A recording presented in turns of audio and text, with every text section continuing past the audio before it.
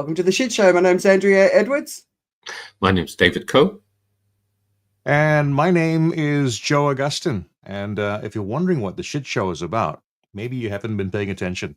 Actually, what I'm doing right now is I'm doing what they call tap dancing, because I've realized that it takes a little bit of time before the stream actually hits LinkedIn. So on LinkedIn, it tends to join somewhere in the middle of the introduction. So just about now, I think, is when you're joining us on the Shit Show on LinkedIn. Welcome to the show.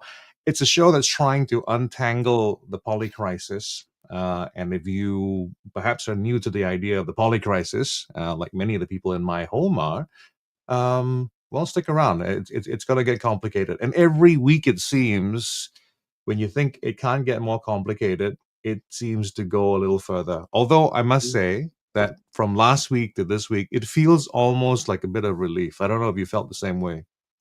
Oh, totally. We're not on the edge of World War III, even though we probably still are on the edge of World War III. But I love the. I thought it was only working in finance that you have really short memories. Yeah, it's just the things are moving along so fast.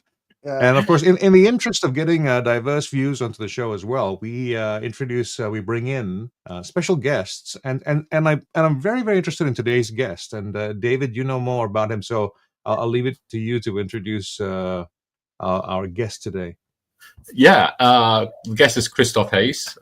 He is a young engineer, entrepreneurial engineer, who is interested in bringing engineering in a very special way, which is to bring engineering to give room for nature to actually work.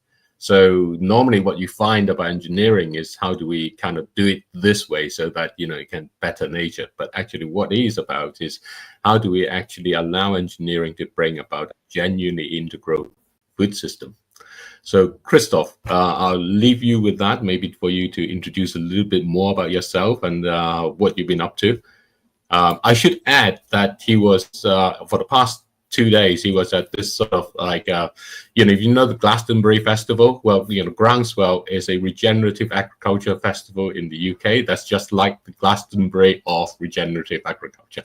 So he was there for the past 2 days. So he's a bit drained from it, but I'm sure his energy will come back up as he engages. Thanks so much for the introduction, and thanks for having me on the show. Yes, so a little introduction. I'll keep it personal, and then we can talk more about what my young business, my tiny small business that's growing at nature's pace is doing. But yeah, about me. So I'm an engineer by trade. I studied electronics, and I went into control systems and industrial automation. So I was working in factories a lot. And sort of 5 years ago, I moved towards tech startups here in London. I was always touching hardware. I was always with electronics. We were always building things. And it was interesting. I sort of got into robotics, and robotics are big and complex and expensive. And the R&D process is expensive. And so I sort of started to understand how difficult it is to fund kind of meaningful work in that space. And we can. That's an area to unpick and kind of explore. Maybe I have been exploring with David sort of alternatives to that, where we can kind of grow a bit more organically, a bit more like a bit more at nature's pace. But yeah, on a personal level, my father is an organic veg grower. I'm not from a sort of long lineage of multi-generational farmers. He got into kind of organic veg production because it was outdoors, it was close to nature, it was hands-on work, it was meaningful, impactful work.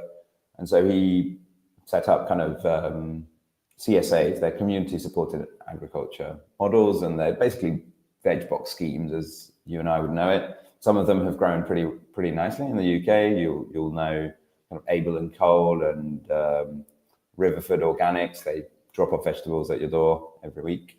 But that works on a local level as well. So that's kind of what I grew up with, kind of, growing vegetables, growing food close to nature in a robust way, in a very, very kind of labor intensive way. And that that combination of automation engineering and sort of very manual cost of food production at nature's pace is what is informing my current work. And I'm trying to kind of mash the two together and explore the contradictions, if there are any, and there are, of technology and sort of making our lives easier while staying true and not getting away from the kind of planetary boundaries, the rules of physics and nature that allow us to continue to grow. So the issue is around sort of accelerating for a little bit and like squeezing it a bit, but then not being able to keep up that pace. And I think that's what we've experienced in the food system a little bit. So Groundswell, this regenerative festival, agriculture festival that David references, has been going for a few years. Started really small with a group of farmers who were essentially trying different techniques. Excuse me. And that dust from the fields stays around you once for a while. It's all about sort of regenerative agriculture. We can kind of define it a little bit, but it's ultimately about placing soil health as the focus of everything you do, because that's the medium, that's what's going to give you a yield year after year, and that's what's really in crisis. Our soils are really, really heavily degraded around the world, and so that's really interesting. I think we're going to come back. We're going to get more into this, and we'll have plenty of time to go along. I think we usually start with a segment. Yep. Yeah, just before we do, I've just noticed that Sarah's joined us, so someone's obviously shared the StreamYard link rather than the YouTube or whatever. So Sarah, I'm going to kick you out. Don't be insulted. But go and find us on LinkedIn or YouTube. Follow one of us. I don't know who knows Sarah, but I'm going to kick you from the studio. All right. My bet that might be my failure to invite people properly. No problem. All right, so Christoph, we're definitely so bad. That's my apologies for that. Yes. So on to I just want to bring us on to this thing about what you noticed in the news this week that we're not going to talk about in particular, and I think one thing that caught me, and it was about this wildfire that was going on in Scotland. And it's been going on for quite a few days. And then the next news item that popped up as I was reading this was that a flood warning over that same space. Oh, wow. So I think this is just kind of the craziness of what we're experiencing. You get wildfire one moment, and the next moment is a flood warning. Just wildfires in Scotland still kind of makes me, Joe, what's got your attention? Well, something had my attention a moment ago. I think it seems to have left my head. No, actually, I was just hearing the news about Sean Puffy Combs Diddy and all that stuff. So if you've not been following that, the verdict for that particular trial was much awaited, and it was announced, I think, just yesterday. And essentially, he's been found not guilty of 3 of the 5 charges. Significantly, the big charges, which were of racketeering, and I think for they were the bigger federal crimes that could have carried life sentences. So it's a mixed bag in terms of results, and also in terms of what the legal lessons from it can be in terms of how do you prosecute something like this, because it requires a unanimous vote by the jury, and the jury has to be satisfied that there is no doubt, about the accusations. So I think the ones that were that he was most concerned about was the one about racketeering, and the idea about racketeering, which to me was interesting, is that if you have an organization that is set up in such a way that it actually creates that there's actually a criminal outcome. If the entire organization is not aware that it's involved in criminality, it actually isn't a racket, or at least you have to convince the jury that enough people acting in this business, they're in an illegal business, they're being criminal before you can pass the test of racketeering.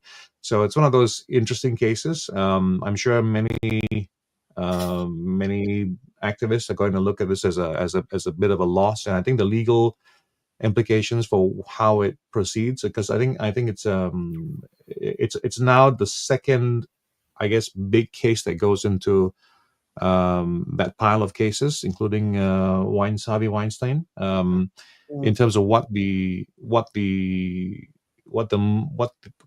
culture of jurists is going to be moving forward. So anyway, that was what got me. Well, there's plenty of other court cases against him. So like Weinstein, it's not just this, but what he has been charged with will still possibly guaranteed 20 years in jail. So he's going to be 75 by the time he gets out. But I know a lot of people are quite disappointed with it, but you got the burden of proof is there, right, for the people laying the charges. So yeah, that was an interesting one to me as well.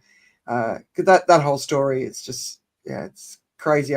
We don't even get half the story of what really happened. Christoph, has anything been catching your attention in the news? Yeah, so I was in the field, so I wasn't really up to date. But actually, on the way home last night, I was driving the van, and there was a lot about the real Glastonbury and some political performances that were streamed by the BBC, and just whether there was a lot of debate about the role of a public broadcaster and when do you censor, essentially, and what is a broad spectrum of legitimate views that should be represented and people should know about, whether or not you agree with it, and when does it cross over into sort of too much for a public broadcaster to endorse and broadcast. So that was interesting, and I don't particularly want to take sides, but I think the point that I really resonated with, and some people, some voices were kind of advocating for this, that actually if you suppress hate speech, it doesn't really go away. It kind of it goes underground and it comes back in different ways, and so it's there's it's not a good idea to kind of censor or introduce 30-second delays. I mean, imagine if your show had it sort of like 30-second delay. Oh, something we don't quite like. Someone's got to make a decision, and so you're sort of cutting, live, real events. You're starting to edit them, and so that's just an interesting debate, I think, in society, and it's a new one as well, because we're essentially streaming a lot more. We're live broadcasting our lives a lot more, and I mean the same debate is true for like social media platforms about moderating content. But I think this particular case of basically pro-Palestine groups, or music groups who are speaking up for the people of Palestine are being kind of grouped in with kind of more extreme voices, and I don't know if that's fair. So that there's a whole debate around that. It's out of alignment with society too, right? There was another piece, I think 170 BBC journalists said that they're doing PR for Israel and the IDF, and I don't know. We've got another story on this later in the show, but the concept of free speech. Everyone on the right's fighting for the right for free speech, but there's a censorship of left opinion. Well, I think in this particular case, it was calling for death to a group of people is an incitement to violence. I think it's not about free speech. It is incitement to violence. It's explicit incitement to violence. And that's what the issue was. Right. So it wasn't so much whether you were not agreeing or agreeing with one side or the other and advocating policy or otherwise, one side or the other. It's not whether the music was protest music, protest song, or otherwise. It was explicitly getting people to chant death to a particular group of people, which is an incitement to violence under any definition. Right. And incitement to violence is not permitted in a public platform or even a private platform within the laws of the UK. Yeah. Well, the band's certainly well known globally now. They weren't before, so that's right. Based on the sentiment of people in the world, I'm sure they've had some good sales in the last week. The other story that I've been paying attention to is it's the Dalai Lama's 90th birthday this week. Yes. And I was a little bit excited because before he officially announced it, he was saying that there was a possibility of appointing an adult Dalai Lama and potentially not a male, which I was like, oh, this is cool. And then he made his official announcement and said they're going to go through the traditional pathways. I don't know if the adult has been taken out or if a child has already been born, because of course the whole concept is that they're a reincarnation of the Dalai Lama. So, but you never know. It might be a female. I found it quite interesting because he when I read it, it's like he can choose to be reincarnated or not. It's not like in reincarnation is a thing. It's that, it's his choice. So it's like Doctor Who.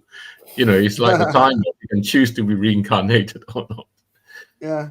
But of course, this is obviously a bigger story as far as its China implications and all the politics that go with that, and the Chinese trying to control the Tibetan people and their religious culture. So it's a big sort of geopolitical story as well. So anyway, but happy birthday to the Dalai Lama, the happiest man on earth. He's certainly a gift. All right, I'm going to hand it over to David, and he's going to ask Christoph some questions as we work out how can we engineer robust food systems. All right, David. Yeah, so thank you for that. I mean, you were there at Groundswell, and you were showing off your kind of robotics in some ways, and what I want to do is maybe describe a little bit about I guess how do you allow a lot of regenerative agriculture kind of looks at how you can do things with soil and improve it, but I think what you do is you ask, how do we allow animals to do the work that they've always done? So do you want to explain a little bit about that, and how you got to the idea, what you think it is the potential for people around, and actually to add to that, what we came across yesterday was this thing about guinea pigs even. Yeah. So when you start from where you started from, and then maybe go there. Yeah, really cool. So I mean, that's the magic of Groundswell. That's the magic of a festival setting. I mean, I don't think it was always called a festival, but it always had the same feel.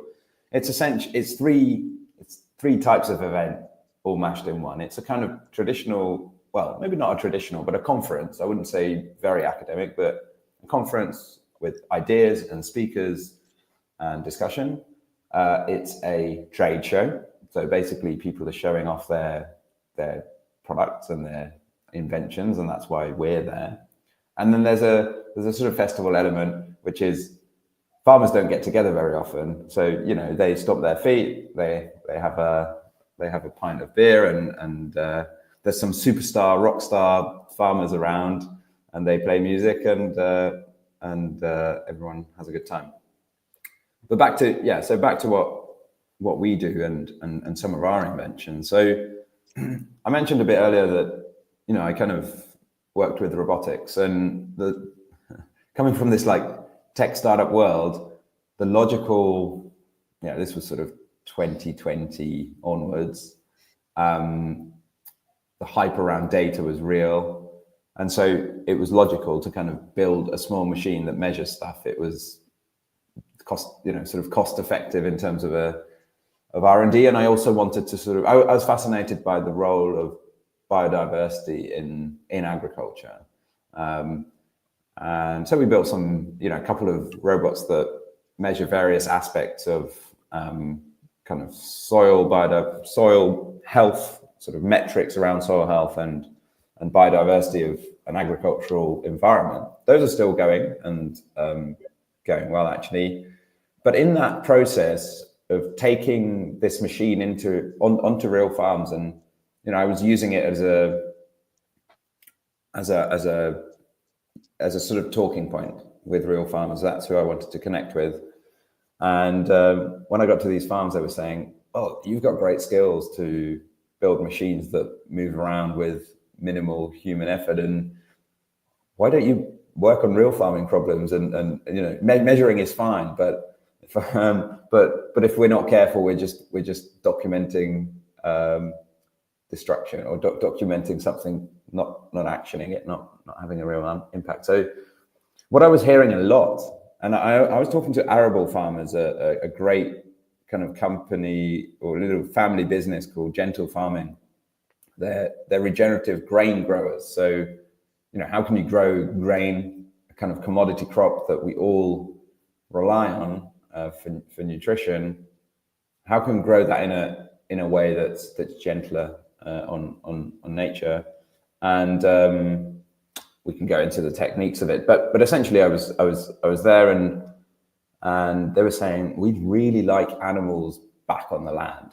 Traditionally, you would have a mixed farm with animals, with grain, with other operations, and it was a sort of virtuous cycle. So that the animals would produce manure, that's organic matter. You'd sort of somehow spread that onto your soil and kind of re-nourish it, because when you grow a crop, you're taking nutrition back out.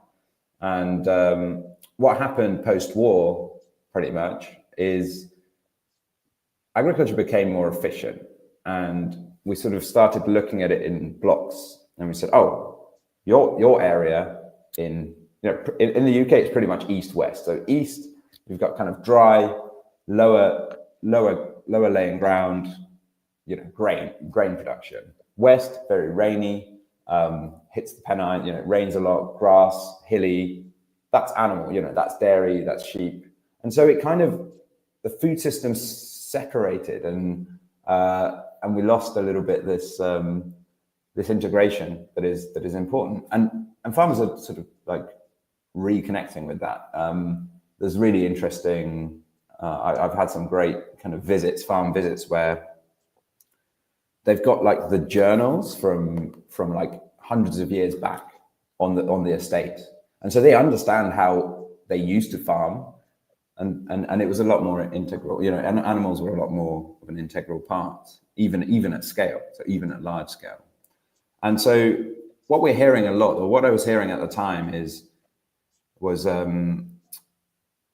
how can, we want sheep back on the farm to kind of terminate a cover crop. A cover crop is something that you plant when you haven't got a crop growing, or even while you've got, but underneath a crop, and it protects the soil. Think about it as a green cover, a blanket that protects it from heat, that soaks up excess moisture, that provides additional moisture when we have dry weather like this. It's a sort of buffer, and potentially a secondary income stream. I mean, quite often it is interesting economically.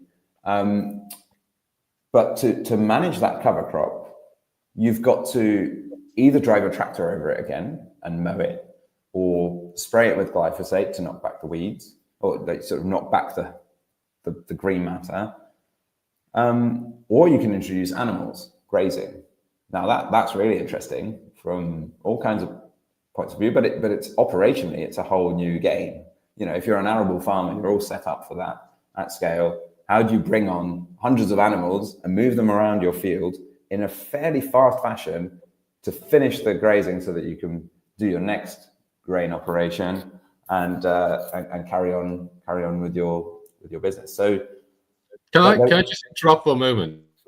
I think what you describe here is in some ways the stubble burning and the crop burning that would otherwise take place in some sense. I mean, if you look to somewhere like, we had to show before about some aspects of air pollution coming from that sort of thing. So, it's a big, kind of effectively. Yeah. Right. Yeah, absolutely. So, you mentioned the Scottish kind of drought, like fire risk and drought and flooding risk. Yeah. That's essentially the same thing. That's your bare, higher ground, bare cover, not much vegetation. Your soil becomes compacted, And when it's dry, it doesn't take on moisture. It's like a sort of hard layer, and so water just runs off. So imagine you're down in the valley, and all that surface area has gathered, and suddenly your rivers are moving through at like incredible pace, washing. So which is how you got the flooding and the fire at the same time. Yes. And so there's really cool upland regeneration projects, and I mean, it's basically because we cut down all the forests in the Middle Ages.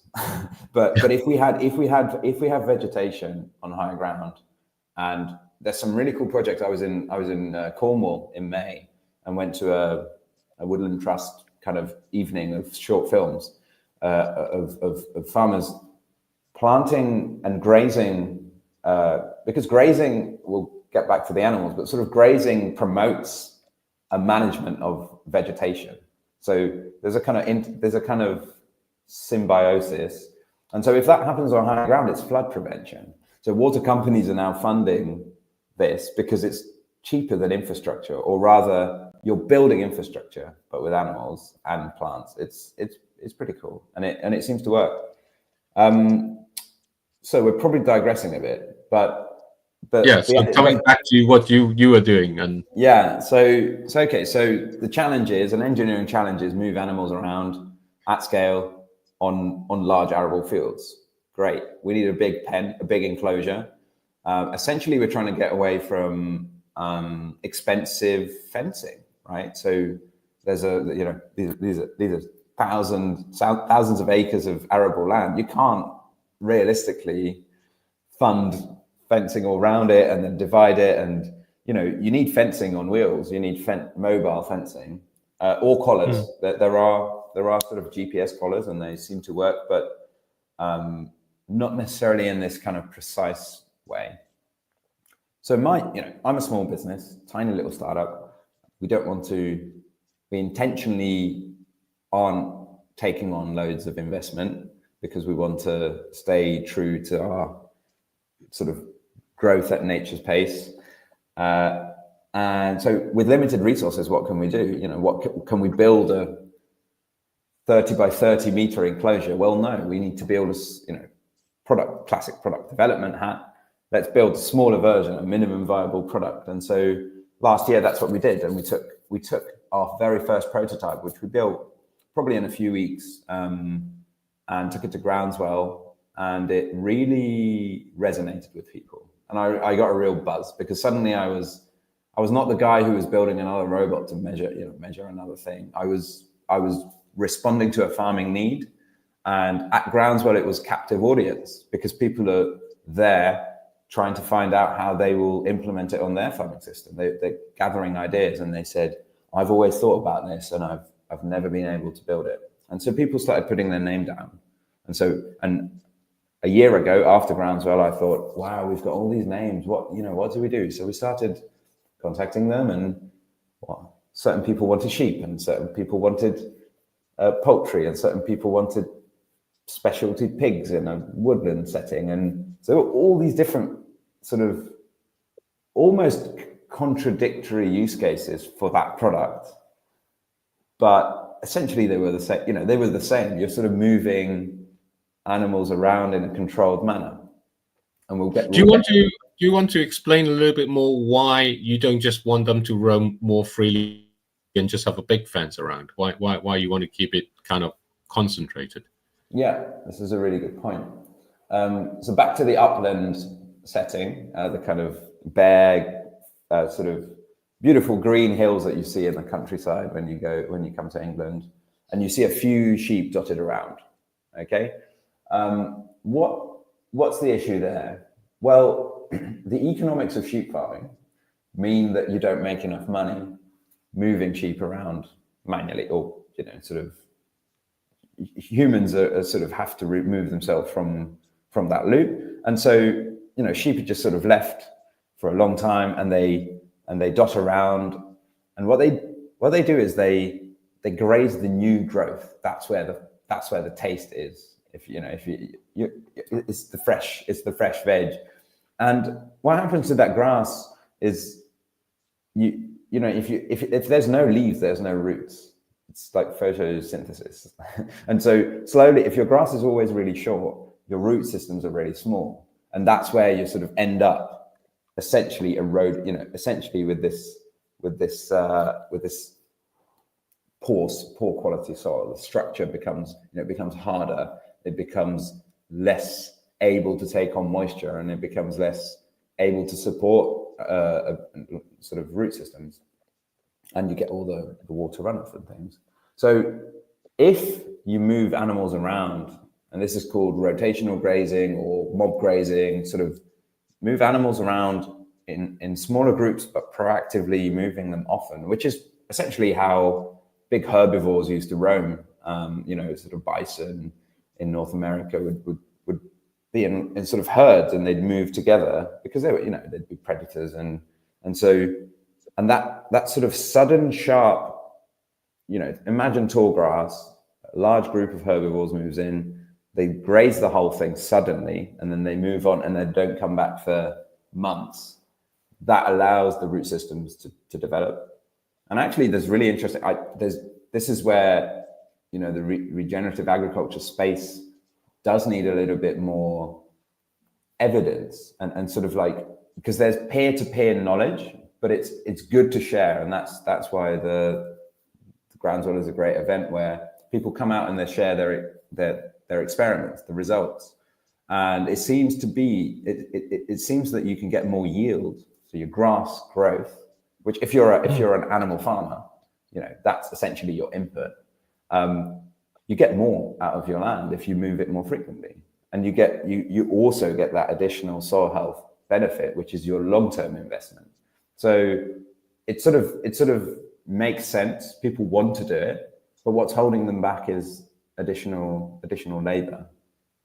So again, back to a little enclosure that you can simply move around. And people have been doing this, and you can kind of tow, there's sort of chicken tractors that people have built that you can push or you can pull with your quad bike or even tractor.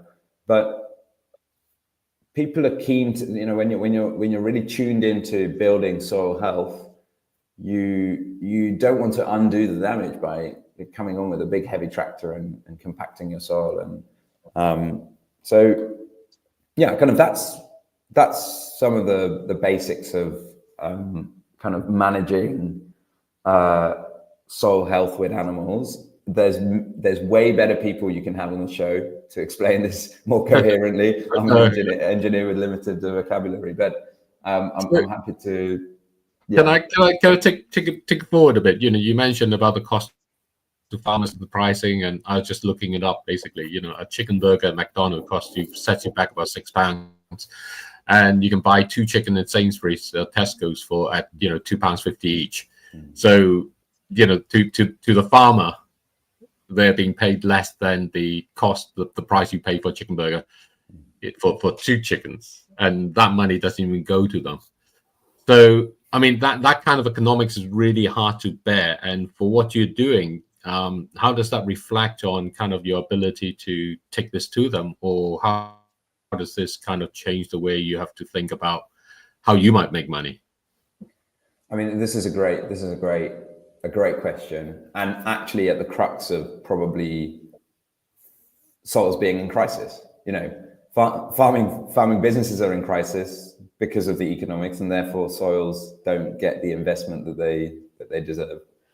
And why is that? I mean, there's an interesting stat, I can't quote where from, but essentially our food, the share of income, disposable income that we spend on food has gone down massively, which is can be celebrated because we live better, we can spend it on technology, consumer electronics, and nice holidays and travel. But back in the day, it was a larger proportion of our household spend, and what that meant was that value essentially trickled down towards food production and nature, sort of safeguarding nature at the same time. So there's a dual role. When we only pay for calorific content, then we're externalizing the cost of looking after nature.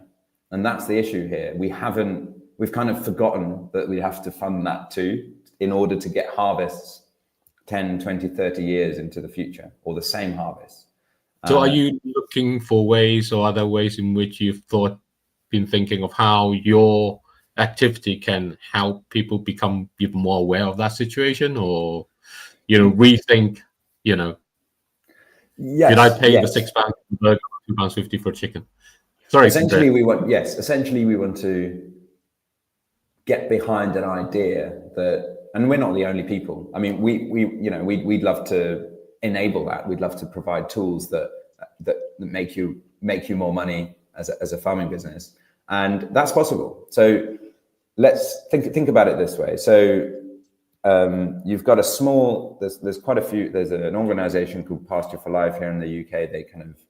They're a membership organization for people who manage grasslands with animals and kind of close to nature.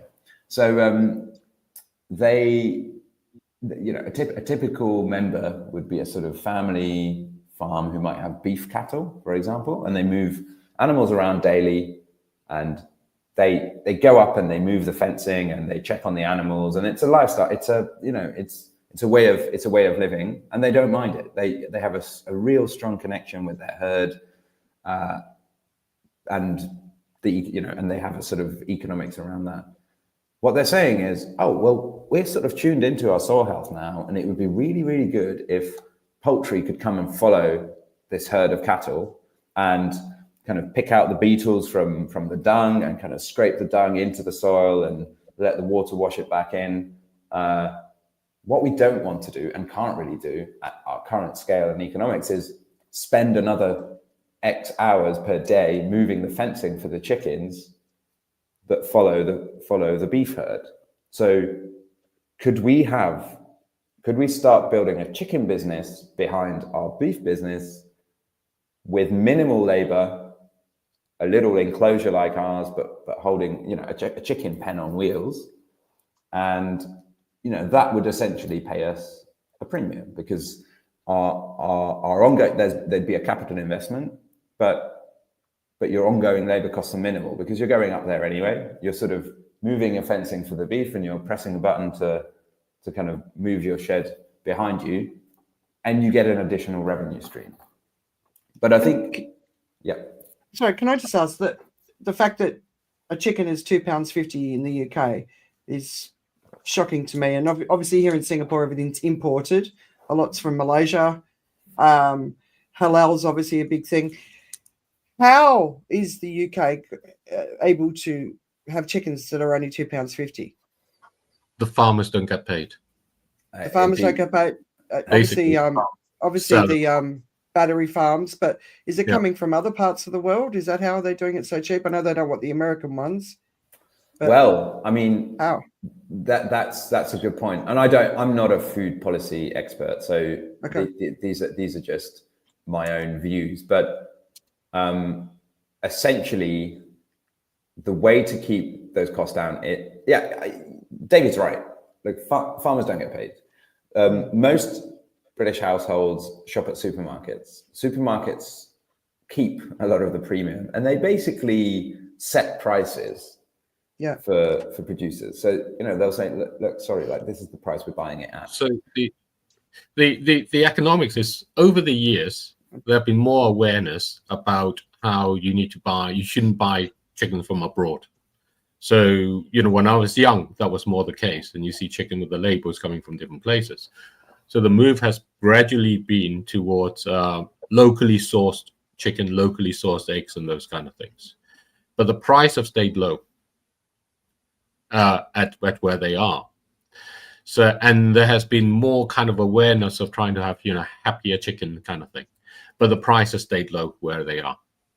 So the consequence is that the subsidies into farming have become more and more the bread and butter that in one way or another farmers need to rely on. The farming industry, the food industry rather than the farming industry, food industry, which is the layer in between the farm to the shop, has profited more and more. largely by kind of increasing volume of kind of stuff and those sort of things. But the farmers have been the ones who've been kind of squeezed down the end. Right. And it's crazy, you know, £2.50 for chicken and £6 for a chicken burger. Yeah, it is crazy, and you can flat, you know, like back. Yeah, so it's just so what I think the story we're trying to tell or tap into, because the story is being told without us already, is, you know, there are people who recognize this, and actually often it's quite interesting the role chefs can play. So I live in East London, quite a sort of young, hip area, and a lot of cool food brands that are trying to break this are actually starting here. Why? Because they'll work with chefs, they'll work with bakers, they'll work with the people who can sort of bring out flavor, bring out the kind of thing that people will connect with. Like, even if you don't know much about how food is produced, when you have a tasty meal, or even a cool new restaurant, you know, some people just want that photo. So you go and you think, wow, this is so cool, this is so tasty. Then you pay, that premium can become available. And so they're kind of rewriting some of these food supply chain stories, shorter supply chains, and kind of connecting food producers sort of direct, closer to the consumer. There's great examples of this. I mentioned these veg boxes previously, but like I said, chefs play a big role, and I think even in farm awareness. So things like, can farms host groups on their farm to kind of educate them, help them understand where their food comes from. And I think and I think when people start to, I've experienced it with my friends in this area, where we kind of buy this organic veg, and people are like, whoa, what, you pay double? Are you crazy? And double is not outrageous. You know, it is if you really want to buy food at the cheapest possible price. But I mean, do you buy the cheapest possible trainers? They won't last you very long. They won't be great for your feet. No, you go and buy like decent shoes that are going to last. Why are we different about food? And so, you know, in a way, I'm kind of influencing. So I just say, do you know what? I'm buying the veg. Don't worry about it. Use it. You know, cook with it, and we'll all enjoy the meal. And it tastes better. And people are starting to like switch onto it, and that's really great. And then during, they can have a mini lecture from me about why that's important. And maybe we'll go to a farm one day, and they'll sort of see the action, the additional margin that goes into that farming business, so they become a thriving family business again, and they can stay alive and have the impact that they are having. Can I ask you, Christoph? Because I'm totally with you. You know, you'll see organic corn next to a non-organic corn, and if I'm going to put something in my boys' bodies, I don't want it to have all the chemicals that are going to mess with their endocrine systems and all the other stuff, right? But I always say sustainability it's a wealthy choice, right? Well, perception of, but like what you and David were saying about food used to be 10%, now we expect it to be less. But you know, I look at everything. You know, I have to shop in the supermarket here in Singapore. I don't have a local farm I can go and drop in on and get their local eggs, right? I don't have that option, but I do my best wherever I can, and I pay for it. But one of the things that you were talking about when you started, I mean, it sounds like the farmers in the UK have really got to start cooperating, maybe in a way they've never done, where, you know, that East-West divide that sort of grew since the war. I mean, when you were talking about moving the animals around, I'm thinking about maybe it's time for cowboys in the UK or jackaroos. But it sounds like, you know, there needs to be that sort of integration across the different types of farming, whether it's plant or animal, where they work together and everyone benefits together. But what sort of, when you're at groundswell, what sort of, like, because the UK is in a crisis from a weather impact point of view in the last few years, with floods, with droughts, and the droughts right now are shocking, right? So there's obviously a bit of a switch happening. How much of a switch has happened? How much further is there to go? Yeah, really good. Thanks, Andrea. And I don't want. Yeah, I think this was a bit doom and gloom, and now I think it's important to reframe it in terms of hope and positive direction forward. And I think I hear David when I speak with David. He's a very positive person. We're sort of we're imagining a bit. We're rethinking our choices, and I hear him private sort of sometimes mention to people, I have a very pessimistic view about the future, and essentially that's where I come from as well. I'm sort of thinking if I'm really thinking about this doesn't look good, but no, exactly. That's not a good state to exist in, and so you kind of have to believe that it can be better, and that's what's happening at Groundswell. So farmers are coming together and they're saying, this is all a bit hard, but we need to not doing it is not an option, and that's very often.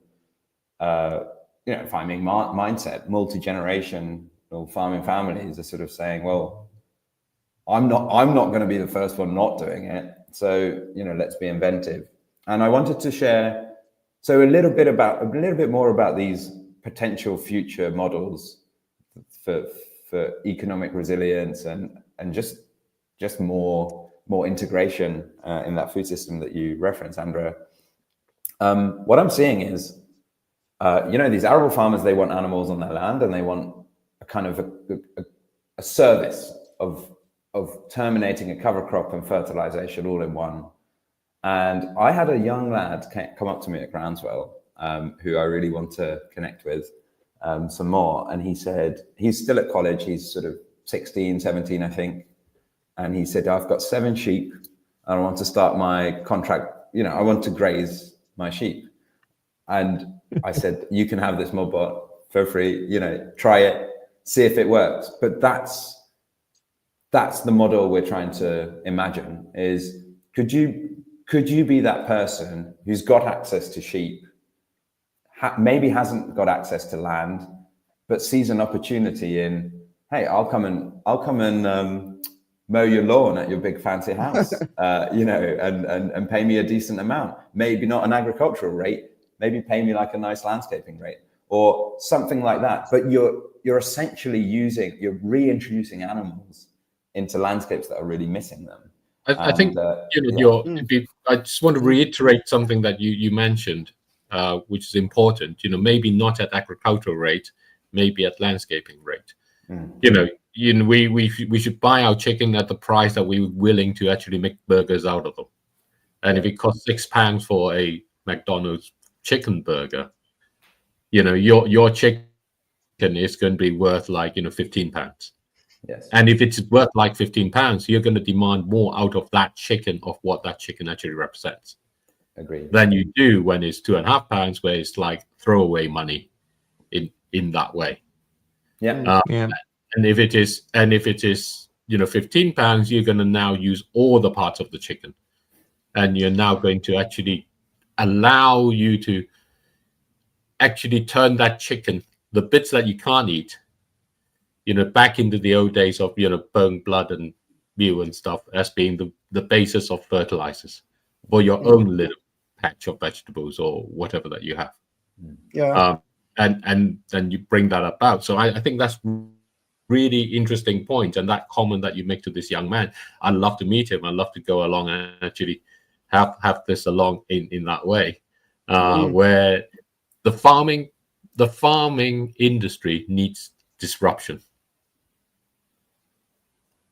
Yeah, and I think it's important to. So it's interesting. This is my main kind of sort of messaging challenge, is to differentiate myself from the tech companies that are disrupting things and blowing things up and leaving stuff sometimes in a worse state. I want to reassure the farming community that we're here to disrupt it with you. You need to be part of this. You need to have your farming business, but you also need to build novel businesses that allow you to thrive, continue to thrive. And a lot of farming businesses have other businesses on their land to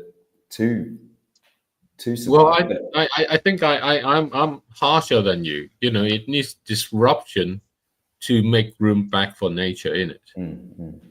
And the economics needs disrupting fully in order to do that. And if you are a farmer who sees the value in that and is able to innovate and be really imaginative about how you can go about it. So let me give you an example of what just came into my head from what you're talking about. People go to vineyards and pay lots of money to look at the process in which wine is made and then have a glass afterwards. Yes. So you can actually go along and have an awareness experiences on actual farms that bring nature back into them.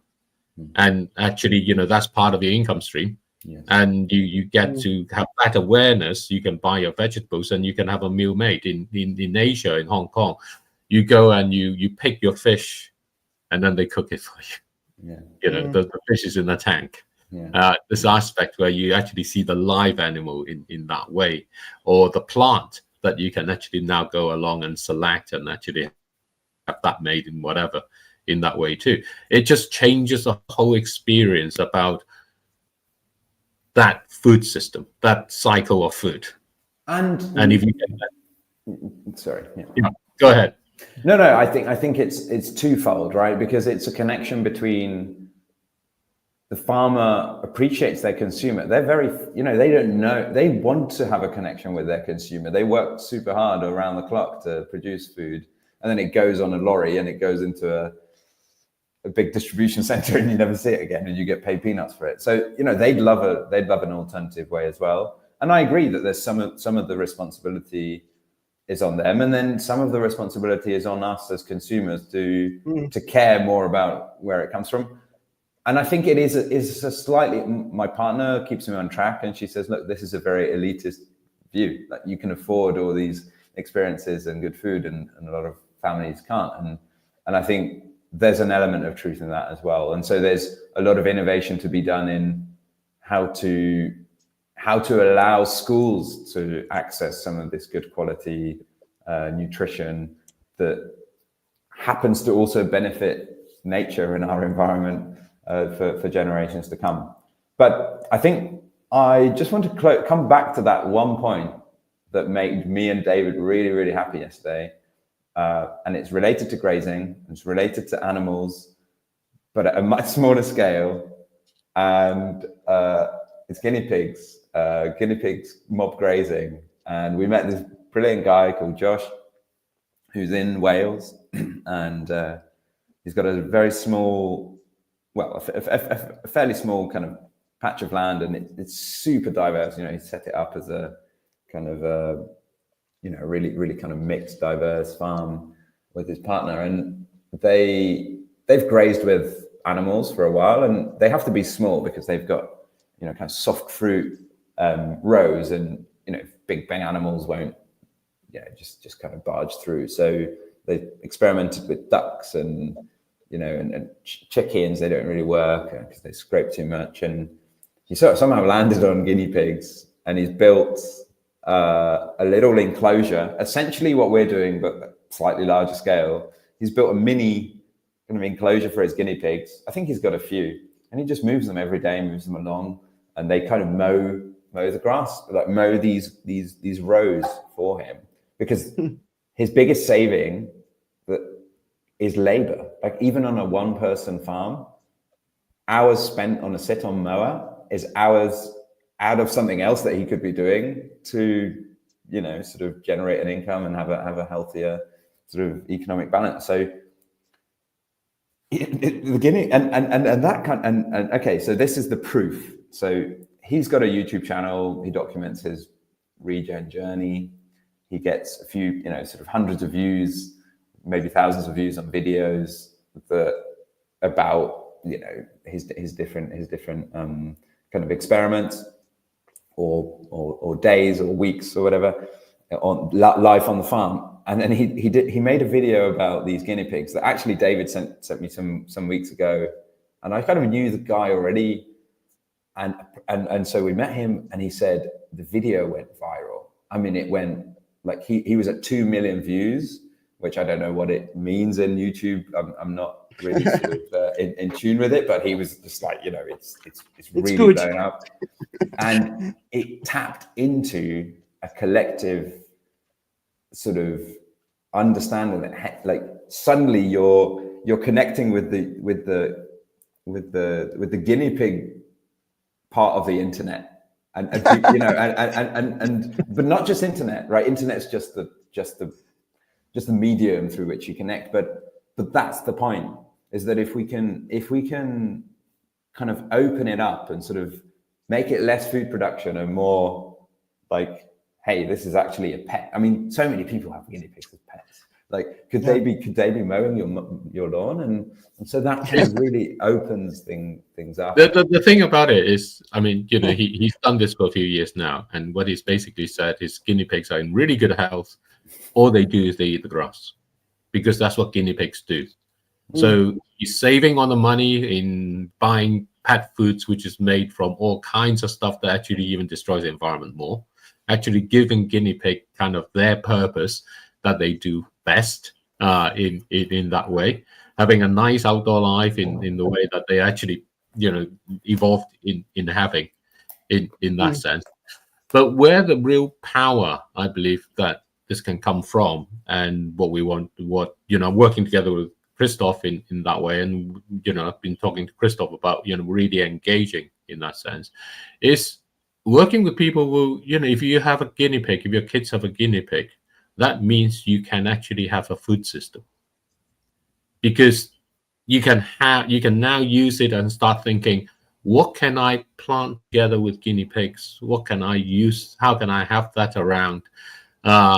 You know, because this is part of the whole nature along there. So you've got a small patch in your garden that might be, you know, it could just be a meter square or whatever it is, right? You know, if you can allocate a little bit out from where the go is and just put it behind the go or something, wherever, you can really now allow your imagination to go, because that's what nature does. Can I just sort of give you a bit of a reflection, because this is really interesting. We had a chicken that landed in our garden called Celia, and she ate all the things and didn't get eaten by a cobra, which was amazing in Thailand. Here in Singapore, she's obviously at risk of snakes. Monitor lizards are an active presence in the region as well. I've seen them eat frogs. When I listen to what you're saying, so in the mid-90s, when I lived in the UK, I went to a friend's farm, and she was married into a farming family, and I went into the original house. It was from the 1600s, and for this Australian, it was just incredible. The doorways were, you know, skewed and weren't quite tall enough for this generation and all that sort of stuff. But the families of farmers that came from that heritage were wealthy and privileged, and they all went to the boarding schools and all that sort of stuff. And that was the same in Australia as well. But it feels like that's really switched in sort of 20, 25, 30 years. And, you know, we used to, you know, get our cocoa from, or our coffee beans from Africa, and with, you know, these big conglomerates buy these products, and the person who grows them, they've been ground down so they can't get paid a living wage. Well, it sounds like that concept has now sort of landed on the developed world's doorstep, so that basically everyone's ground down now and they can't make a living wage. And we, as the consumers, we get the benefit of cheaper, but we don't get the benefit of health. And it's kind of like I really appreciate that what your girlfriend said. It's an elitist view to talk about this, but the reality is what we've all bought into. It's with electronics, it's with everything, cheap, right?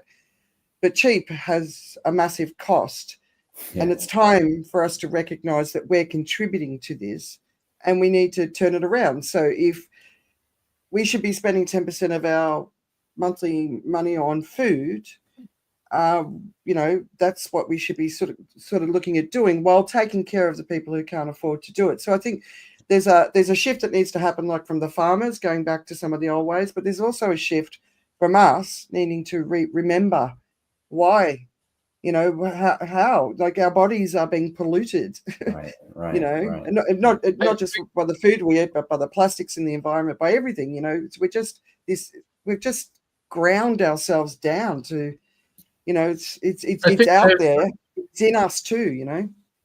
I think there is a thing here that's actually a misconception.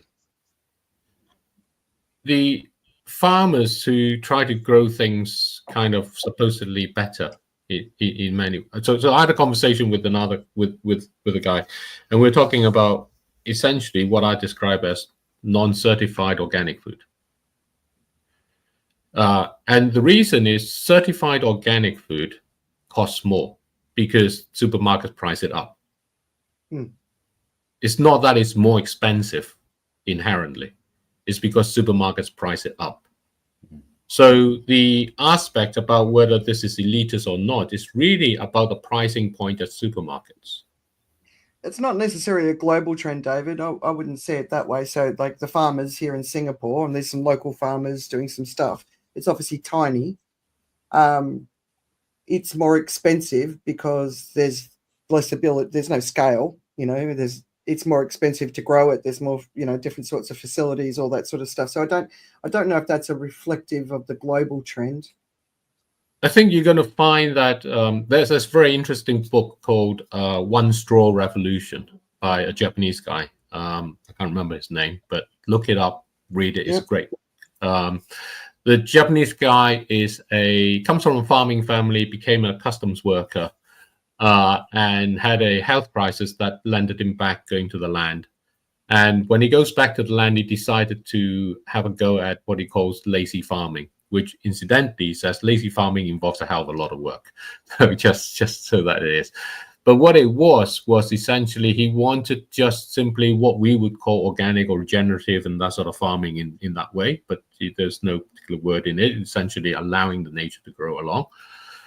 And he grew rice with incredible yield that he sold to the supermarket. When he went to the supermarket, he was really angry with them. And he said, look, my rice should cost less than everybody else's rice because it is better rice.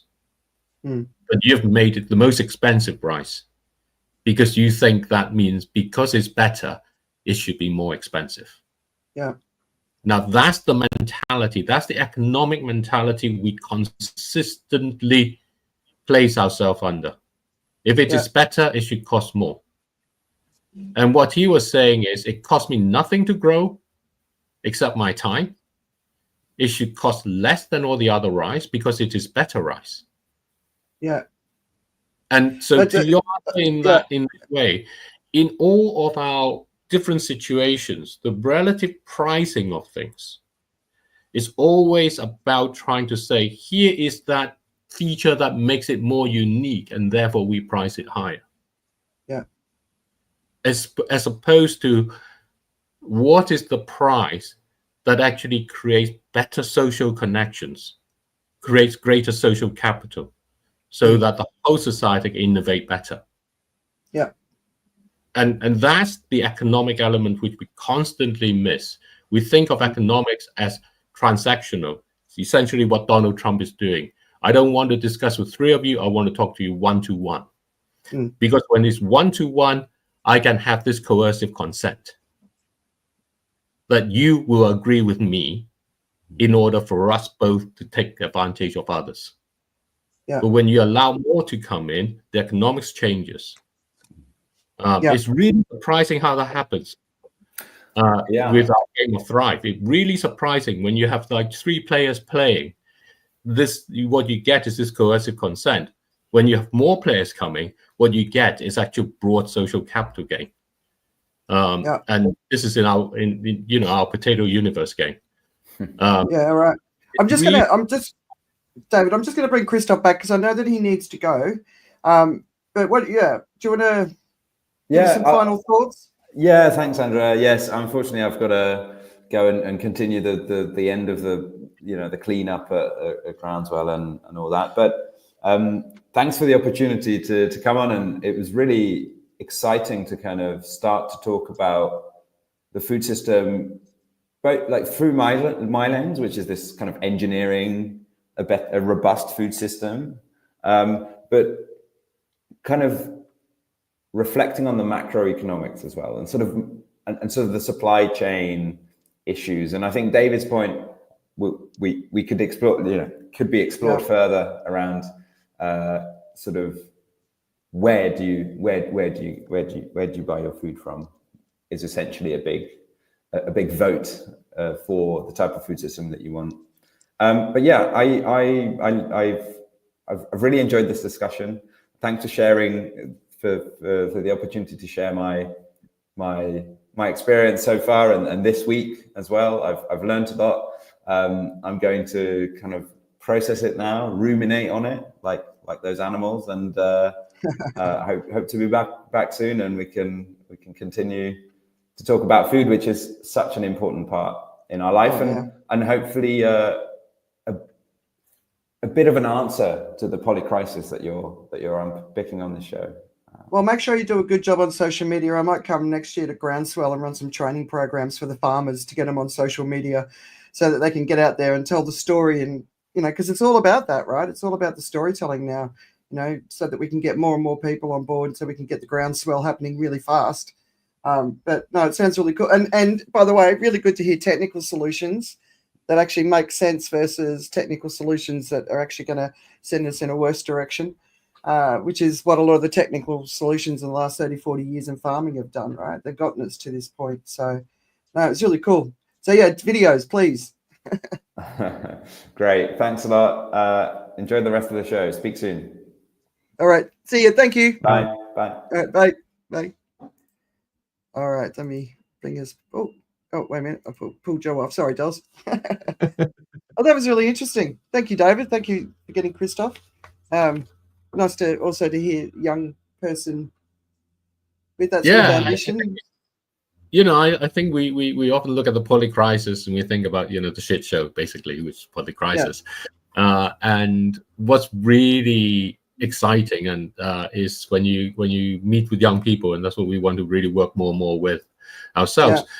You hear them, the excitement they have of the future. They know it's not perfect and in many ways like that, and this aspect, I think there is a shift going on. There is a transition going on, and this is towards a recognition that the system we have, whether you think of it as the political or the economic or social, whichever one it is, isn't working for them. And out of that, new things are going to start emerging.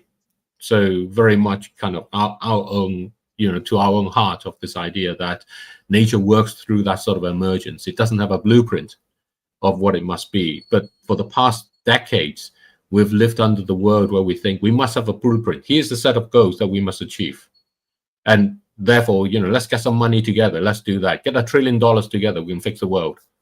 If we persuade 1 billion people, 5 billion people together to do this thing, then it will happen. It's a bit like trying to sell Peloton to everybody and say that's the only way you can exercise. Get on a bike in your room and turn on the internet. When in reality, you're going to find different ways of doing it. Well, I was listening to this thing about disruption and the idea of disruption, right? I think that's really the core problem is that it describes what you're just talking about. The thing that we have to fix everything, change everything. It really isn't about that. I mean, like if you think about how, for instance, cafe culture has erupted in Singapore. Right? It used to be for the longest time just kopitiams and whatever, coffee shops and stuff, and coffee's still $1.50. It's slowly climbing up in terms of price, but cafes didn't really break out in a big way for quite a long time, right? And then it slowly began to happen. So more and more nowadays you have cafes, and cafes are, I mean, we're using price as a model as well, but it's just that they're coming in, they're more expensive, the food's regarded as better, the quality and all that kind of stuff, the coffee's better. Air conditioning. But air conditioning as well, I guess. And I guess what's happening with that is people are willing to pay a little bit more for that particular kind of service. I mean, the people outside of the cafe culture are going like, well, it's still ridiculous. Why would you pay for that, right? I think it's important to realize that it's really not about everybody changing, but it's just the people changing enough, right? So in terms of even like farmers coming around to understanding that the the advantages of going with natural solutions, machines and automation that actually are still very much nature-based as well. I mean, that's something that I don't think the broader farming community has any idea about. I mean, if you think about, big farming, if you think about how even most people who are not in farming think what farming is about nowadays, it's not what was just described, just a while ago. The idea that, having more animals, a diversification of animals, and moving the different herds around or whatever is going to be actually better for yield, and actually could be, a better solution for the farmers. I don't think it's a belief that actually is even understood. So I think there's several levels of it. One is the technique itself, how the farming's done.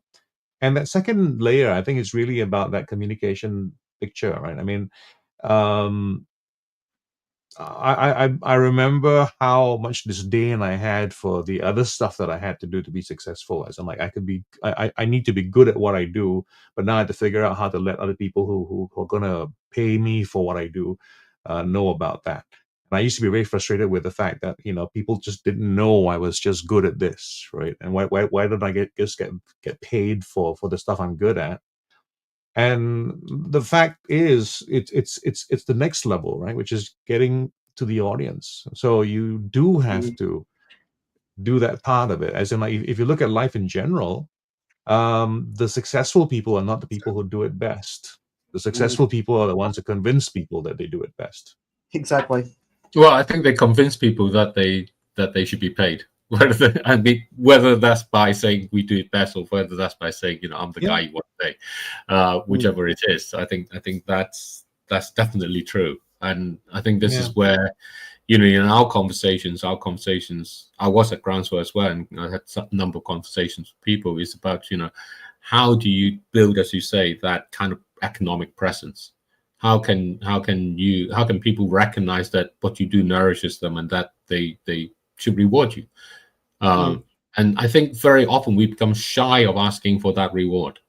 And also we become very myopic about what that reward has to be. So I read this poker book. I'll remember the name, bring it up next time. So I'm no great poker player. I can't really play. But the poker book was really, really good. And it was at a friend's coffee table. And I picked it up, read it, and I bought my own copy in that way. And it basically said, supposing you had a 2 and a 3 in different suits, which is pretty lousy hand, basically, kind of thing, as you have there. What should you do? And it says a lot of times what people do is they try to, find out how to trick someone, how to bluff their way through and do those sort of things.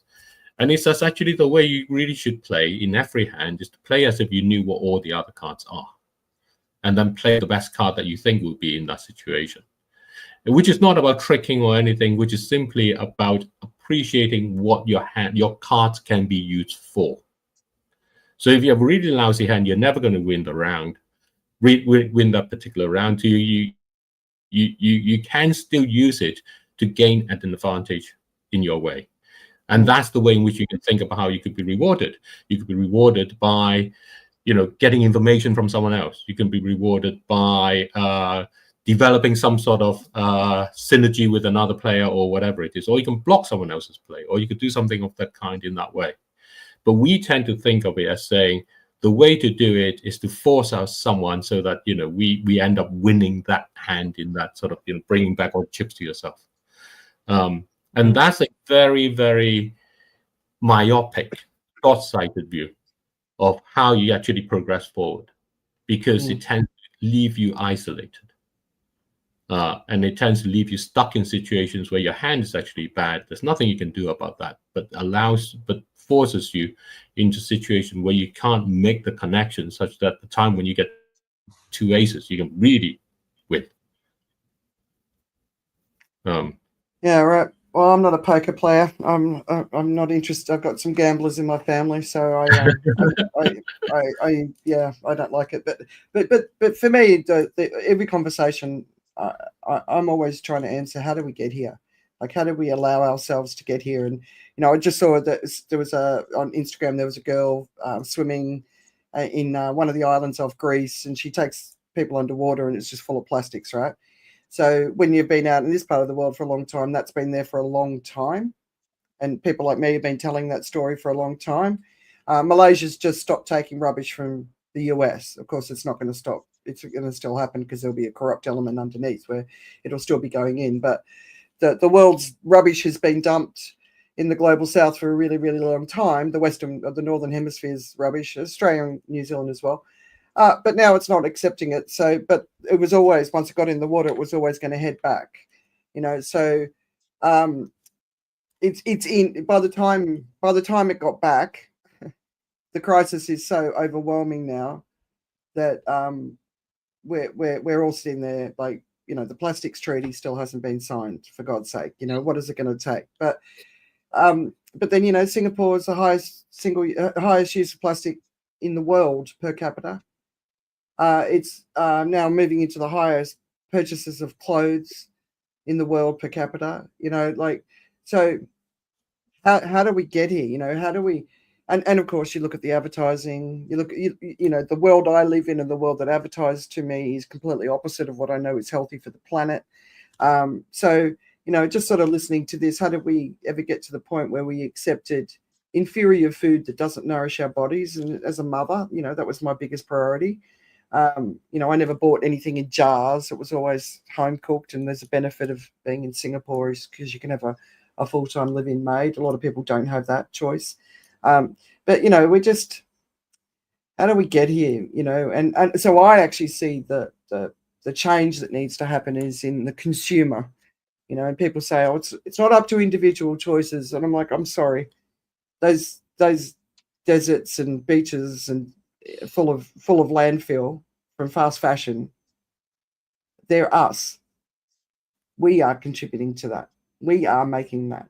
So that's where I always go back to. But just before we move on to the news, any final thoughts? I want to. I had a conversation with a gentleman, Chitan, in India. I think he's known as the Solar Man of India, and he's a professor at the Indian Institute of Technology, and he's on this 11-year journey to go around and help promote this idea of what he calls avoid, minimize, and generate. So avoid doing things. If you don't need to do it, don't do it. Minimize. If you actually have to do it, still minimize what it is that you have to do. So very much in that sense. And finally, generate. If you've done your minimizing, you still need something and that needs to be produced, try to generate it locally. Generate it with resources around you in that way, rather than kind of go and just buy it off the shelf in that sense. So very much to what you're saying. And so he's very much on that movement. Hopefully we can get him on to explain a lot more. And his says is, if you don't follow what he says is AMG, you end up saying OMG. Yeah, exactly. But Indians, their individual consumption per capita is one of the lowest, but there's a lot of initiatives coming out of India around that. So I'm looking forward to having him on, definitely. I think that's really interesting what you say that, because, the people who are most willing to share are the ones who have the least, and the people who are least reluctant to share are the ones who have the most. Yeah. Yeah. Well, because it hasn't been in their face, right? So countries like India, it's been in their face because you go to the garbage dumps. I did a video, the world's largest garbage dump was in Delhi. I was there for a business event, and I had some extra time, so I got a private driver from the hotel to take me to this garbage dump. And everyone's like, what the hell would you want to do that for? I'm like, they've got lights on it to give warnings to aeroplanes so they don't crash into it. It's that big, right? It's horrific. The smell of it, the scale of it. It was supposed to be closed down years ago, but where's it going to go? Where's the rubbish going to go? And it goes down into the aquifers and it pollutes all the water. And it's just, I know there was this truck turned up and something revolting came out of this truck, this dark liquid that was just put into the waterway, and that's what, to me, it was like, it was like hell on earth. But this is what's coming if we don't get a handle on things. It's only going to get worse. The climate extremes are only going to get worse. The pollution is only going to get worse if we keep doing the same things. And Christoph was saying he likes to be positive. I like to be positive too, but at the same time, realistic. I think you can be both things, by the way. Oh, I'm definitely both things. Yeah, definitely so. Yeah. Joe, are you both? Yeah, I mean, in general, I'm never say die. So it's been both a good thing and a bad thing in my life, right? Never say die also means you don't know when to stop, um, when it's appropriate. Now, I've always thought that in terms of what we really need to do in order to get the world to be really a better place is to convince other people. You know, it's not about. I think too many times people talk about just be the change you want to be in the world, and I think that's what's one aspect of it. But you really have to figure out how to be the messenger of the change you Yeah, want in the world, because that really is what makes a difference. Because the people who are going to come on board, they're not just going to look at someone and say, oh, you've been doing this, therefore I will follow as well because it makes sense to me. It really takes something sometimes quite stark to sort of wake up, the idea, and then you go like, oh, okay, I can see something needs to be done. I can change something about that. And that's going to come from within, but from influence from outside. It's just not going to be a switch that happens by itself. It's not going to be in a vacuum, because simultaneously what's happening is the sense of the other side of the story is actually going to get you as well, right? I mean, we are here where we are not because it didn't make sense. It sort of did in a number of ways, right? It allowed for industrialization, it allowed for commercialization, it allows for a higher, a high standard of living. It's not like we are here without benefit. We are here now. We're just paying the price for it, yeah, and that's the reality that we have to come to as well. It's not to go like this was a bad idea all the way through. No, this could have been good had we been a bit more, prudent about the way we approach things. yeah, Yeah, there were people who were warning about it all, and we usually don't listen to people like that. And if we look at our own lives, you'll realize that while some of us are more maybe enlightened about the environment or economics, we make our mistakes in other parts of our lives as well. I mean, it's just the way we're flawed. I think we don't see the 100-year view on most yeah, things. yeah. No, absolutely. I hear what you say, and I follow definitely in that way. And I really like this part that we're here because we're here because of good intentions. Nobody started out by saying I want to destroy the planet. Everybody Yeah, started out by saying how can I make other people's life better. yeah, The only issue is that we've become disconnected with with the pace at which nature actually has different things co-evolving along. So when Christoph was talking about the sheep or the guinea pig and the effect of the grazing and the poo that the animals does, and then the grass becoming in the soil and the roots and the fungus and all those things that comes about, all of that takes a very long time to happen. Mm-hmm. We love this idea that we can intervene, and then we don't actually allow things to settle before we intervene again, and then we intervene again. yeah, So last week I read this comment, which was about the ability to create a new synthetic human genome. The intention is to create synthetic human organs and effectively create synthetic humans. And the idea is we can create synthetic entire organisms. And there's a BBC radio interview with the proponent of this, who was saying there is absolutely no possible downside to this. There is just no possible downside to doing this. Governments will be able to regulate any bad thing that will happen. You can just trust all our governments, our current leaders, Xi Jinping, Donald Trump, Vladimir Putin, Bibi Netanyahu. They are great people who will regulate and make sure no bad things will ever come out of this. And the benefit you will get is amazing. You will not need to die anymore, ever. And there's nothing wrong with that, except nature would have evolved this over a very long time, allowing the disruption you then create to be met with countering forces. So what you're doing is we mistake this thing about invasive species. So actually, I had this thing I found out this week, which was a shock to me. Swarming bees, the bees that we use to to pollinate apple trees and orchard trees and those sort of things are actually not native to North America. Solitary bees are. And it's only because we started growing apples and things that they were brought on. And so all the problems with the bee population and all those things are the consequence of actually moving things too fast for nature, in that sense of nature's pace. So it's not the fact that our intentions are the wrong thing, it's that we don't give a chance for nature to govern the pace. Instead, we drive that pace.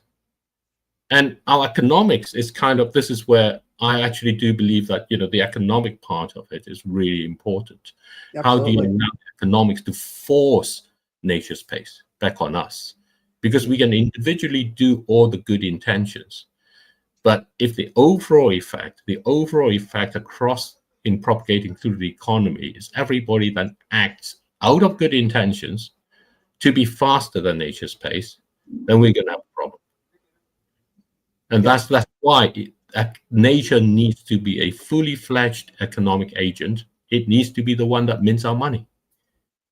And it mints it by saying, I have an intact nature, and therefore you can have a little bit more.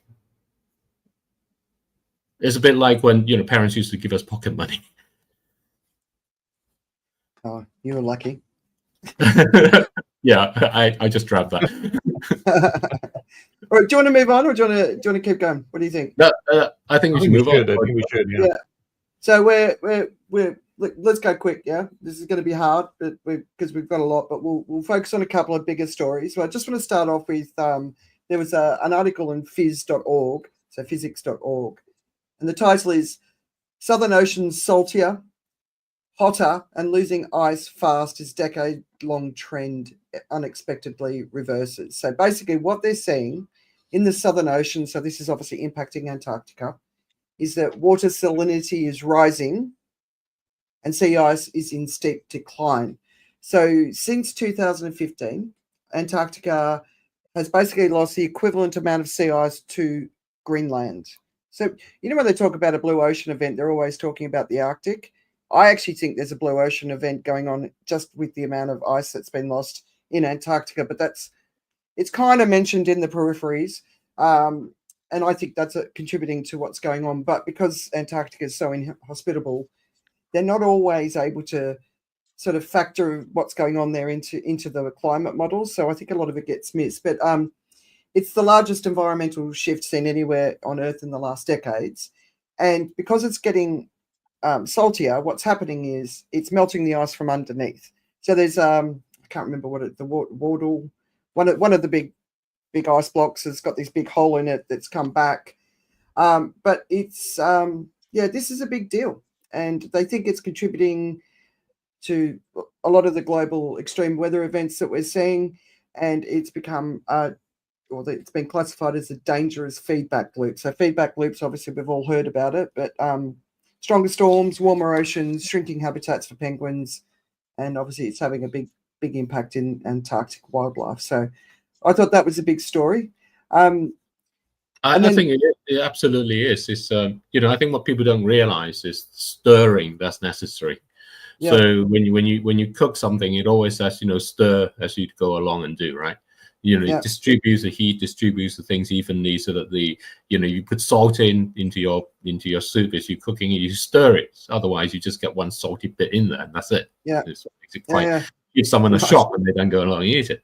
And that stirring requires the Arctic and the Antarctic, and the Antarctic is essential. It's absolutely essential because it being cold allows the water to go back down to the bottom, to then push it all the way around the planet. So there is a big stirring spoon in the oceans, and that stirring spoon is the Antarctic together with the Arctic, and they go along and they stir it because it's colder in that way, and you melt all the sea ice, you lose that ability to stir it, and so things start clumping around, and you're going to get very erratic kind of climate and weather.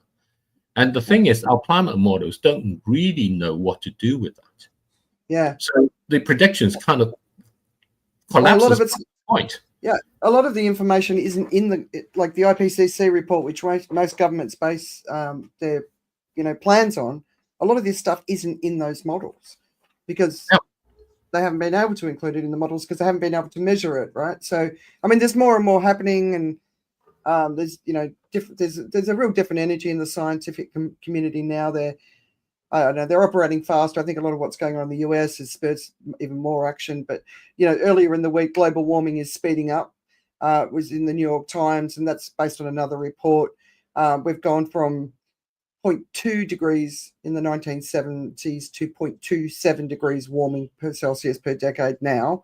And that doesn't sound like a lot, but it all matters. And the way I think of that is so you know, think about having a temperature, you know, so I'm kind of centigrade based. I don't know where you are or whatever. So, you know, if you're 39, you feel sick. If you're 40, you're in bed. If you're 40 and a half or quarter, you're kind of in hospital. So little bit along that way, and the planet's no different. You know, it sounds like, oh, it's just a tiny bit, but just think when you're sick and you add a little bit more to your fever, that's the difference between whether you can get out of the hospital or not. Yeah, and that's what's happening to the planet. And I think it's the stirring, the cooking and the stirring and the fever. I think it's good way of simplifying it, David. Another piece came out. So the Human Rights Council released a report, and it was led by Francesca Albanese. She's the special rapporteur on the occupied Palestinian territories, and she listed 48 corporations and institutions that she believes are complicit in the genocide in Palestine. So it's companies like, surprise, surprise, Palantir Technologies, but it's Lockheed Martin, Alphabet, Amazon, IBM, Caterpillar, Microsoft, MIT, and many, many more banks, charities, all sorts of stuff. Interestingly, the Trump government have basically asked for her resignation because she listed American companies in this. But it was interesting. So, of course, right, you know, you think back to World War II, and a lot of the fallout after World War II was about the corporations that were involved in the genocide that happened towards the Jewish community in Germany. And I don't know. I kind of went, yeah, you know, what was your take? Did you have a chance to have a look at the actual article, or did you read about it separately? You know, we'd always, you know, we talked last week about how out of the war, you know, all the stock markets are at the historic highs. Made that comment along. Yeah. And, you know, this is some of the things that you get, right? You have the announcement of NATO increasing their military spending to 5%. Trump's just got his bill passed and is going to have even more spending in that way. And so what you're going to have is essentially tax money, your money, my money, are now going to go to pay for more things to blow each other up. And the aspect of this has always been this sense that, you know, the whole Trump's Gaza kind of thing. You blow it up, then you can build a beautiful resort, big, beautiful resort out of it. So you get all of that kind of development that you go and you bet on. So human rights part out of this, the part I think about the human rights part out of this is in some sense that, you know, the pessimism, you can call it the pessimism, I call it the realism, is that we are going through a phase, I don't know how long this phase will last, where increasing governments are actually extracting themselves from the human rights courts. Yeah. It's not just kind of the courts acting whatever, but the governments are extracting themselves away for it. And you're going to find with migration issues and so on, that more and more of them will do that in order for them to carry out extreme violations of those rights. Yeah. So, you know, is this all cabal? It's the opposite direction, right? One of the things I found interesting about this piece was the comment, it has also provided testing grounds for cutting-edge military capabilities, air defense platforms, drones, targeting tools powered by artificial intelligence. So one of them in Israel is called Lavender, another one's called Big Daddy. And so because it's they call it a captive market, Palestine, which Gaza is a captive market, right? But because they're able to test all, I mean, the amount of explosion of bombs that have been detonated just in that territory have far exceeded what was dropped in World War II. Right? It's astronomical. But what then happens is these companies can then present these technologies. They can market them as battle proven, and it's kind of like when we've been talking about the forever wars on the last few shows. So I don't know. I found it unrealistic. In the 1980s, when the Falkland Wars came about, I was at school, and I was getting to be in my sixth form, which is kind of like 17, 18, and between my friends and I, we were talking about what happens if there was a draft. Would we sign up or not, and so on. We know nothing about the Falklands. What the hell are we fighting this thing for? But one thing that happened is that this French missile, Exocet missile, managed to go along and sink and intercept all these British missiles and stuff. The British forces were there, and it really raised the French defense industry. Attack industry. Let's be honest. Let's forget all these doublespeak in 1984 doublespeak. And these are attack industries. They are not defense industries. And surveillance. There's no defense involved, and so on. So absolutely, this battleground testing is really exciting for these industries. But it's not just for these industries. Yeah. There were 3 jets, jumbo jets, which flew to Iran at the beginning of kind of the bombing of Iran. At that point from China, and then disappeared off the radar screens. And the ones that drop food, or no, these are three big military planes that they're not jumbo jets. They're I mean not literally in the usual sense. Usually you refer to a 747 as a jumbo, but these were large military transport planes. Transport plane. Yeah. That were going back. And they then disappeared off the screen. What's the most likely thing to have happened is transfer of missile and drone technology to battle test. Not for the uranium, for the Chinese to battle test. Yeah, right. Yeah. These are great opportunities to battle test. Mm. So that's what we're seeing, this forever war and this increasing opportunity to battle test in that way, in a limited way. What is going to happen, I'm 50-50 confident, if not even more about this, is you're going to start using tactical nuclear missiles, tactical nuclear weapons. There are enough discussions on the nuclear weapons to have normalized the idea of it amongst people. And there's enough of a sense that actually you won't get a global or a war, but you have tactical conflicts. In that way. At some point, that is going to go on through. That's what all this investment is going to take you to. Yeah. Joe, what do you think? The game is a tough one. I mean, tactically, right? If you bring yourself to that level where you cross the line, that is the line. Once crossed, you can't go back on, and it also doesn't give you.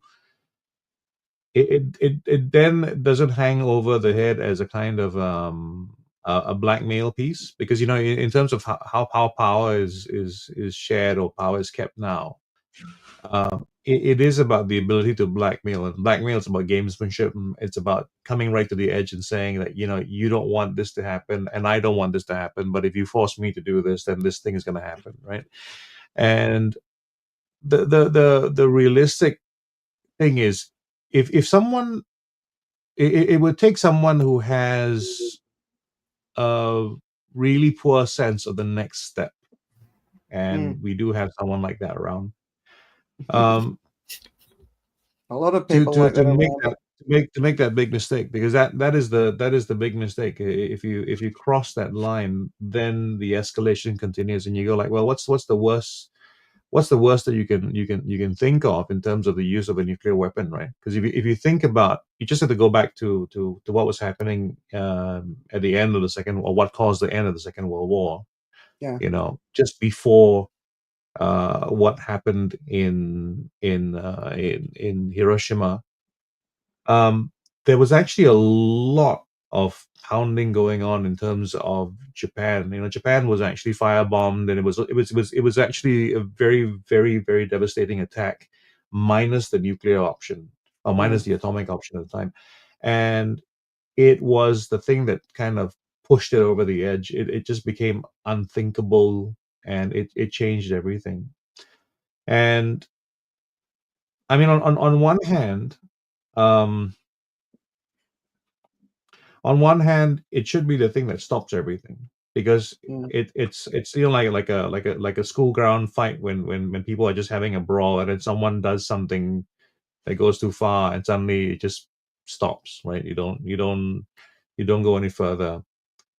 There was a story that always sticks with me, is like when the philosopher, when the I think there was a group of American philosophers who actually visited Japan, and the Japanese philosophers actually thanked the American philosophers for the atomic bomb. And it was because they realized in the final analysis that the atomic bomb had actually saved millions of lives in Japan. Yeah, I think this is that I see a distinction between the nature of conflict and the beliefs of the people who are instigating the conflicts today versus the mutually assured destruction world of that kind of Cold War. We are not in a Cold War. This is not a case where if you fire a nuclear missile before that lands, 50 other ones will land on your cities too.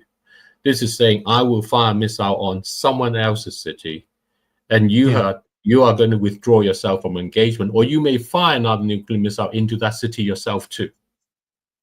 But I'm not going to attack you, and you're not going to attack me. But that person in the middle, well, they're gone. But we're doing that already, and that extra step is a small step. And it doesn't carry the same connotations as it does today about what the nuclear destruction of kind of the Dr. Strangelove in that path. The movie Dr. Strangelove, where you have that mutually assured destruction, and it's kind of this mad person that we can all identify with our politicians today being in there. Yeah. But that's not, we're not in that situation. This is not what tactical nuclear missiles are about. Tactical nuclear missiles are about a controlled, localized explosion that completely destroys something, because you say, oh, those people there, they're evil. And this withdrawal from the Human Rights Council is going to permit that, because it's the human rights aspect about a third party who you don't like and still have rights and still have dignity that prevents you from doing that. And the whole nature of this withdrawal from the Human Rights Council is actually the part that allows you to change your moral dimension. To me, it just feels like, there's two paths out of the current global polycrisis.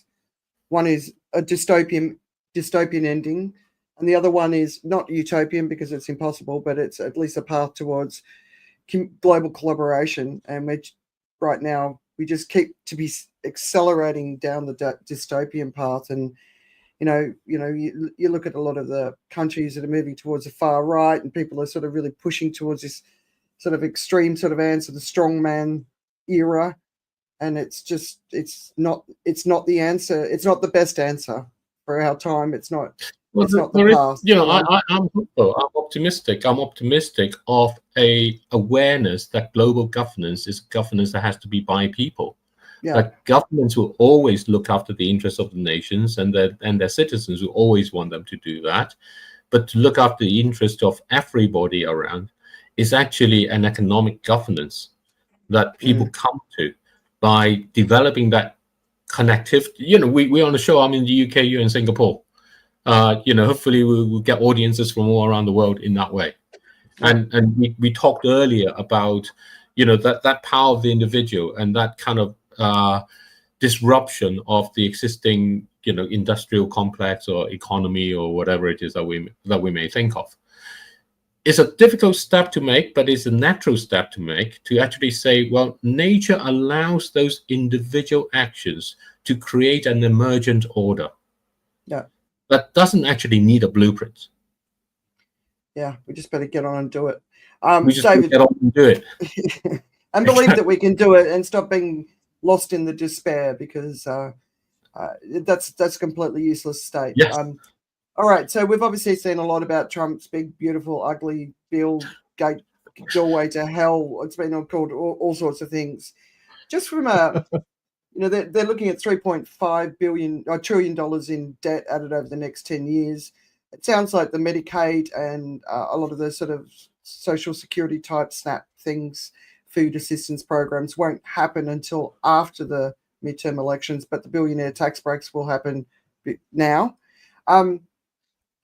What does it mean to the world, from the debt perspective?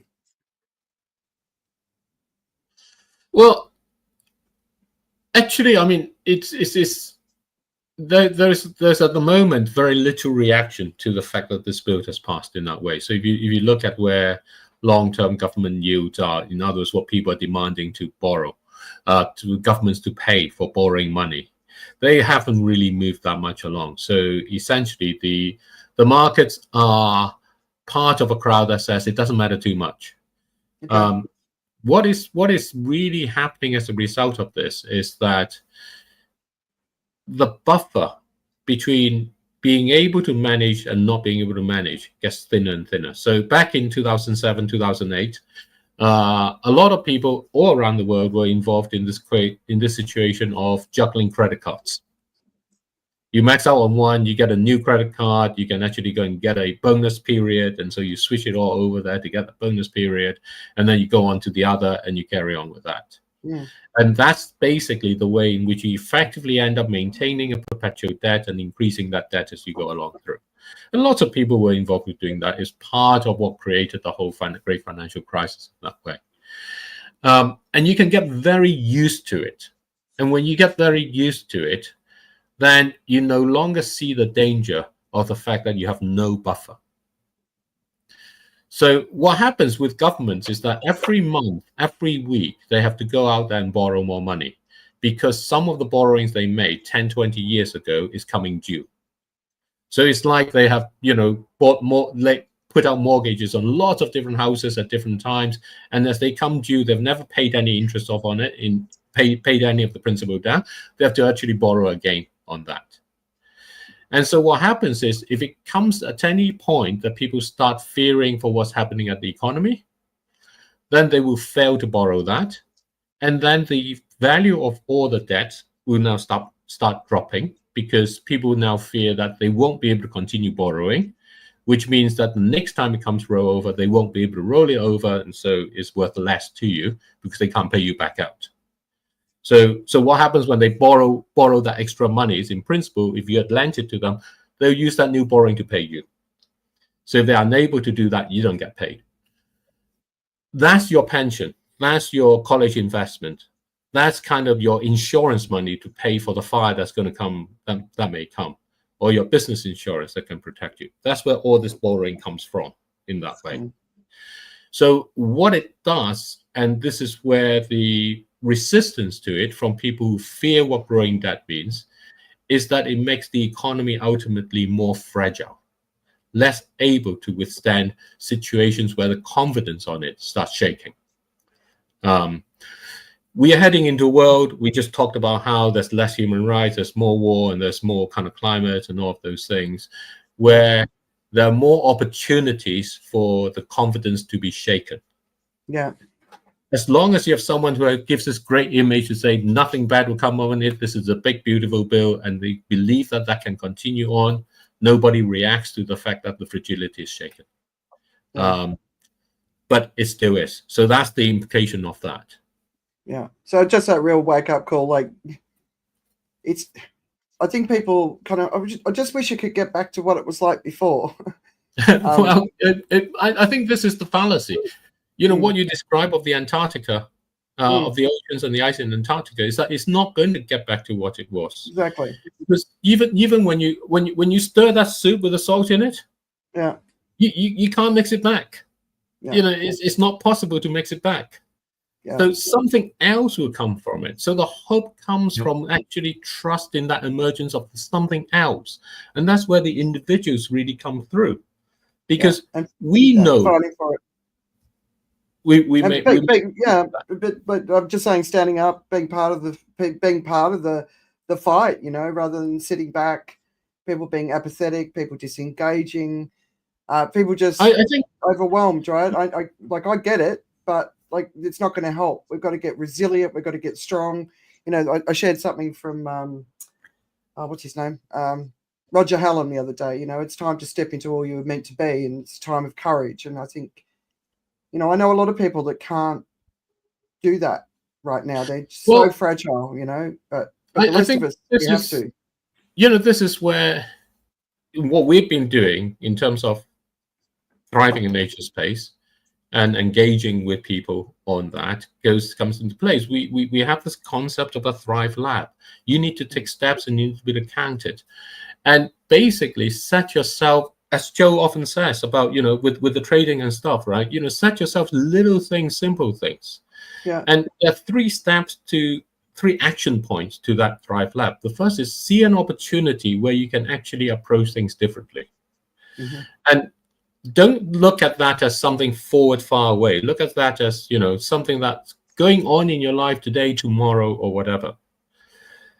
Prepare what it is that you want to do differently. So that's a mental preparation. That's your courage that you need to take. Think about what you may say or whatever it is. Don't expect it to succeed. Prepare for you to take that step. And finally, just engage and connect with someone else on that. So it's not about you doing the action by yourself. I'm going to, clean my toilet better or something. Yeah. Talk about, but instead of that, what I'm going to do is to take the opportunity to talk to my friend about how I'm cleaning my toilet better. Connected with someone else. That's not your best example today. That's not my best example, but that may be what it is. Essentially, it's something that you do. It's that, I was sort of reading something the other day, work out what's going on in your community. If you're at risk of floods or fires or, extreme weather events, who's in a wheelchair, who can't walk. We saw that in the LA fires. There were a lot of Hollywood actors, and their first concern was for the old person that lived by themselves, right?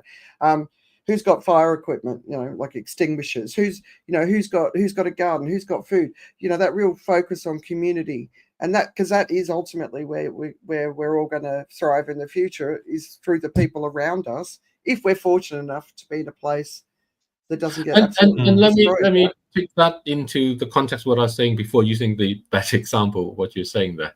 So I know, for example, that tomorrow, Saturday, I usually take my mom saying, actually tomorrow I'm not going to, but my wife is. In that way, I'm going for a hike with some people. So I'm going to hike with them. So I'm going to take your example. And then I'm going to say, actually, I'm going to have a conversation. I'm going to say, I was on this show yesterday, and we were talking about preparing for what happens if it floods. And one of the things, or fire, and one of the things was, do you have a fire extinguisher? So I'm just going to use that and use that as an introduction and ask, do you have a fire extinguisher? So that's my preparation, getting me ready. And then finally, that connection and reaching out. When I'm there, I'm actually going to talk about, use it and say that with them. Yeah. That's all it is. That's a step. And then the lab is the way for you to keep counting your steps. Yeah. And as you keep counting your steps, you gradually change.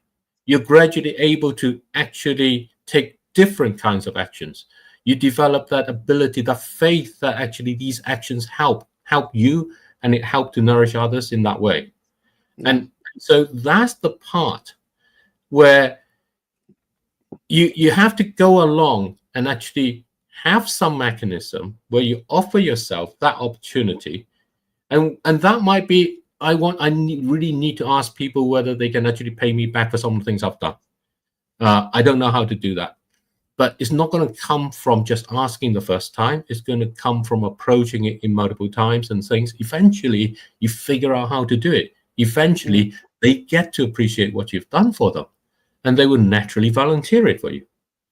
And the same thing about this part, where I honestly don't really think any political party is going to be able to resolve the problems, because the UK, another news item, Amber the finance minister, Chancellor of the Exchequer, was in tears in the House of Parliament. The disability bill she wanted to put through has just failed, and everybody rebelled. The fact is, we want our best intentions to be the ones that's met, but there is a budget and there's a finite size, and you can't do anything beyond that in that way. And so no matter which the government is, that's always going to be the same. What that says is, if I know someone who's disabled, and I actually want to make sure they are okay, because they may be someone I know personally, I care in that way, I need to take that step myself. We are heading into a world where that social interaction between each other is going to be the most valuable. I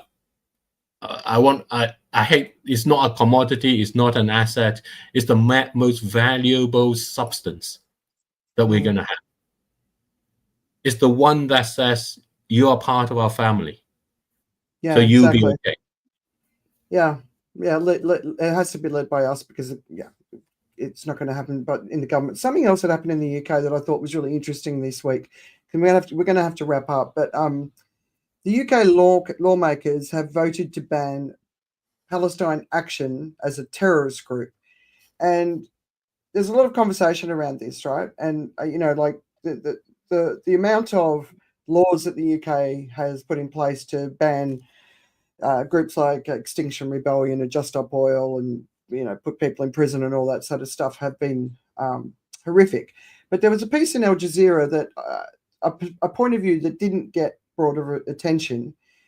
So what happened was, the Palestine Action Group was approved by Parliament, also included the neo-Nazi group Maniacs Murder Cult and the Russian Imperial Movement, which is a white supremacist group which seeks to create a new Russian imperial state.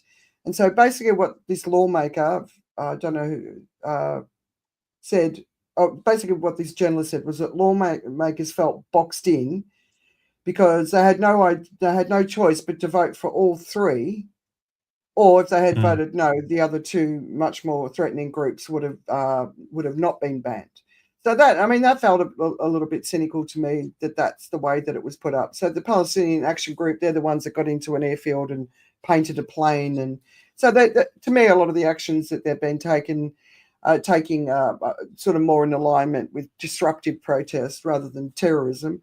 But I thought that was kind of interesting. And then, of course, you've got the whole Bob Villain thing and everything else. So based on everything else that we've got in our agenda, what do you guys want to finish off with? You can comment on that one if you want, David. Well, I mean, first thing I have is I hate this term lawmaker. Americans use it. These are members of parliament. Yeah. The laws come out of a whole process that's completely different. They don't go there and make laws. They vote on proposals that people make up and so on in that way. And it's this attitude to think that they are lawmakers that you end up with things like this coming along in that way. And so I think, for me, okay, there are always going to be incidences where things are going to be badly and stuff. And I do think that, we go back to the days of CND, the campaign against nuclear disarmament, breaking into military bases, Spain, Pence of Cain, those were always going on in that way. So naturally, obviously, there's a big distinction between, a violent kind of group and a group that is campaigning in that way. So absolutely, this is kind of a ridiculous sort of thing. But the aspect of it is the process of kind of that law and the construction of laws is being hijacked from what is a measured consideration to this idea that it's actually individuals who comes along and they make the law. And the language we use, this is the member of parliament, this is not lawmakers. This is in that way. And I think that the language the media is using, right? So the language the media is using is keeping people away from what should really be a two-way consultative process between the population of people who elected them and their role. Their role there is not to speak instead of the people. They are there to get feedback from their constituents about the votes that go through. They are merely a funnel. And on occasion, they may be given, they may be asked to act on their own as opposed to versus the party. But in all situations, they're meant to be a funnel of those opinions that goes along in that way.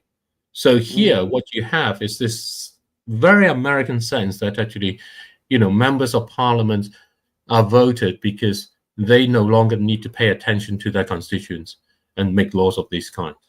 That's not how it's meant to be. Yeah.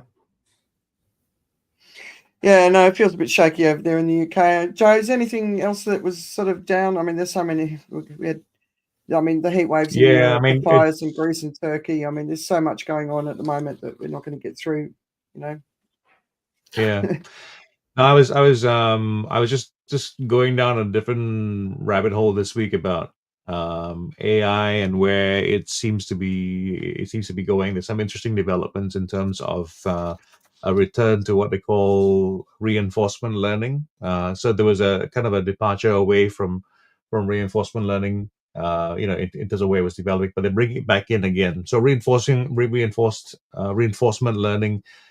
is a concept of putting rewards and punishments for AI so that it learns that this is a cat, this isn't a cat, and it gets negative and positive feedback based on success.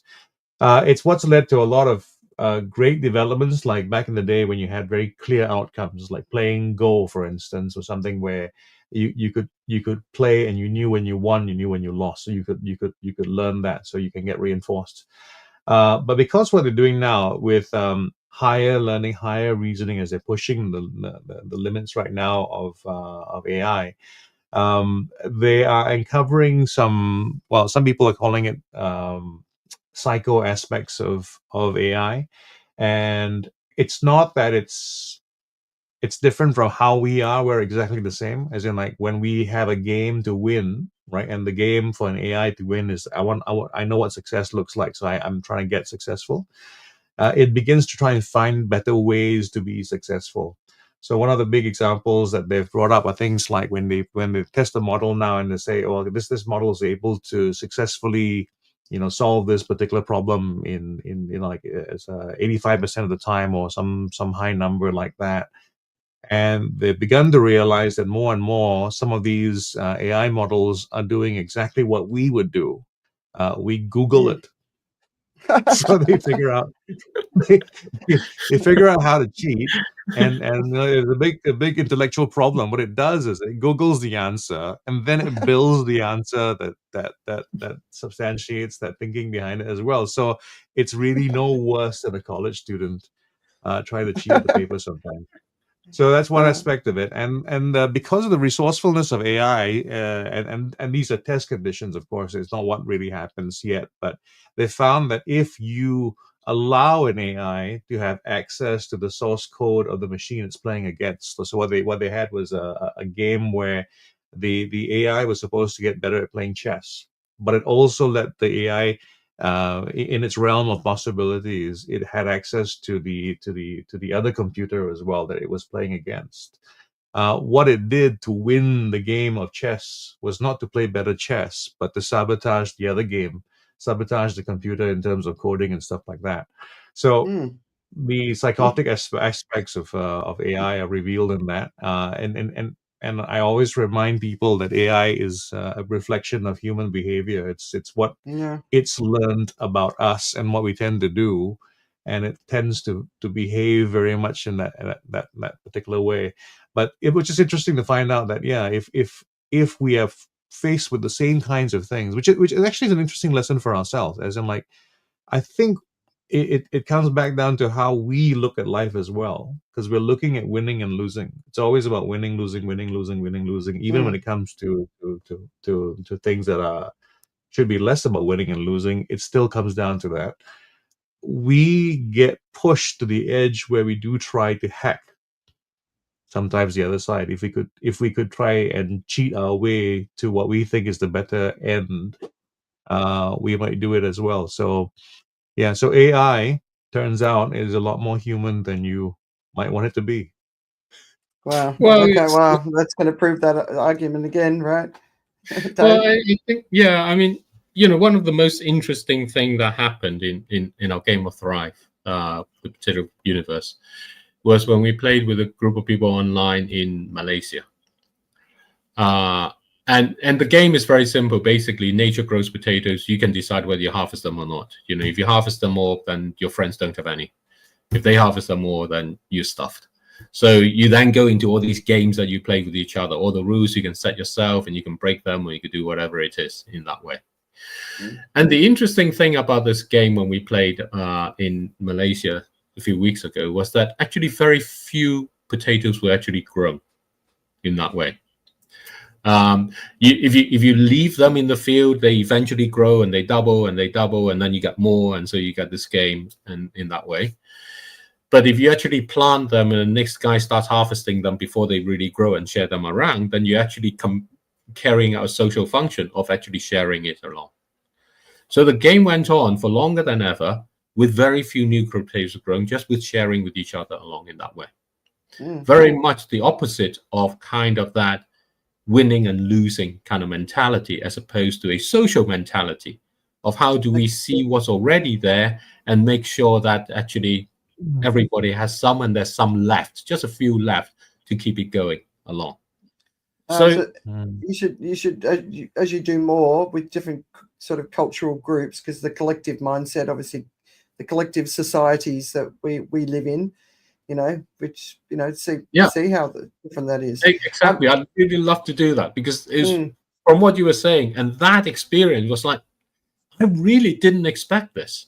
This is really different. And whereas so I just want to, because we've got to wrap up, but I have to finish off with this story.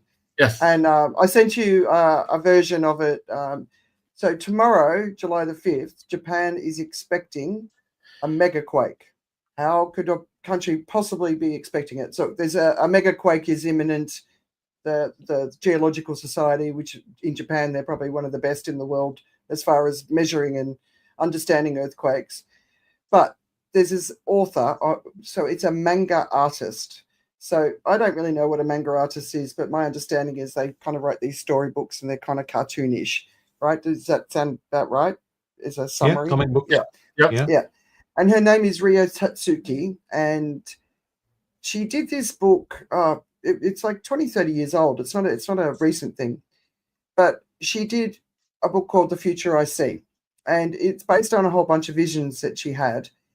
And when the tsunami and the earthquake and tsunami that happened in 2011, people realized that she predicted that. Now, they didn't know, I don't, from memory, she didn't predict the exact date or time, although tomorrow it's expected to hit at 3:08 a.m. Singapore time. So there was somebody on LinkedIn, jumped on a plane going to Japan. The plane was completely empty. In Hong Kong, they basically have been advised for a long time not to get on planes, especially around this time. I mean, in Asia, people are taking this seriously, but that's what's supposed to happen tomorrow. The tsunami that's expected off the back of it is supposed to be 3 times taller than the last tsunami in 2011. More than 300,000 people are expected to die, including the person who's predicted it. So she's predicted her own death as well. There's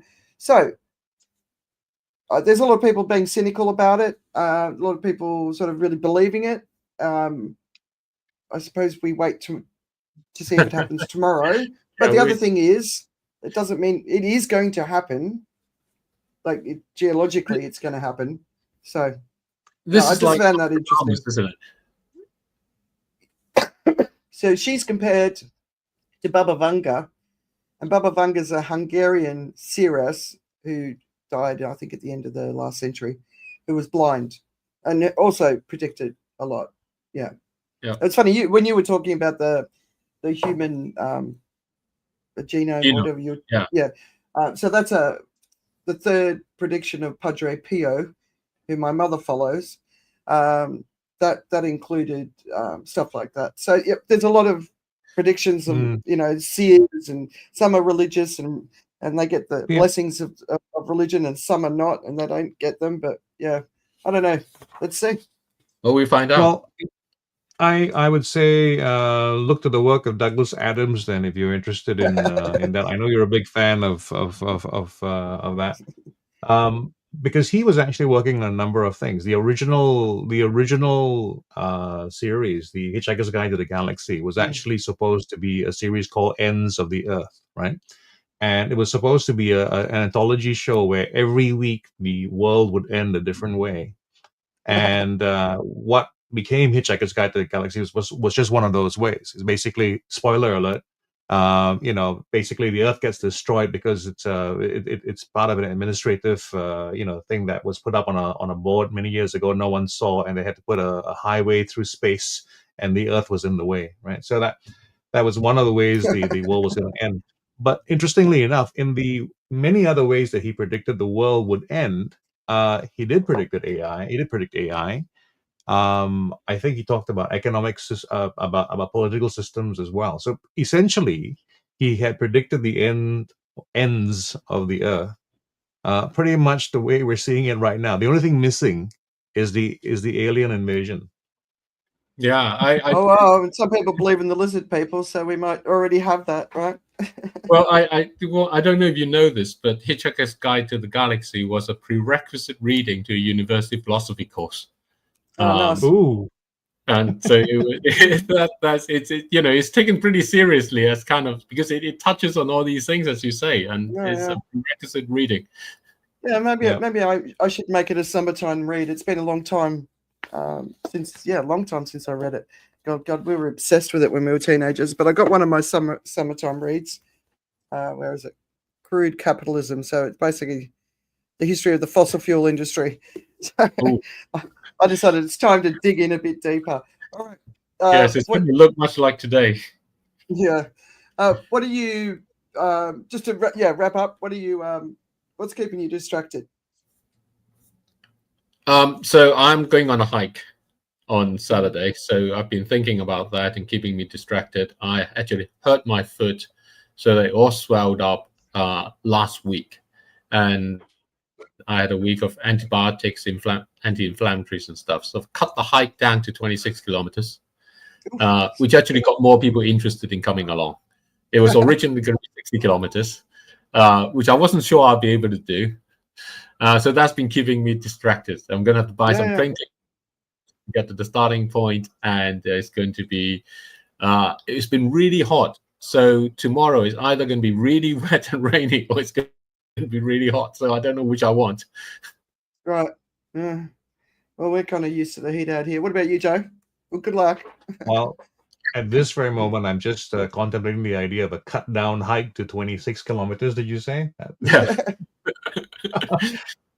Well, I'm actually currently now thinking about what I'm going to do with my experiment to try to trade $100 to $1 million. What I did is I went off the reservation and broke the rules and predictably crashed that particular account. And again, I know my mistakes. I know what I did, but again, it's the whole thing about just starting again and fessing up to the audience, because doing it live on YouTube has meant that I have inadvertently developed a small following. Why did you break the rules?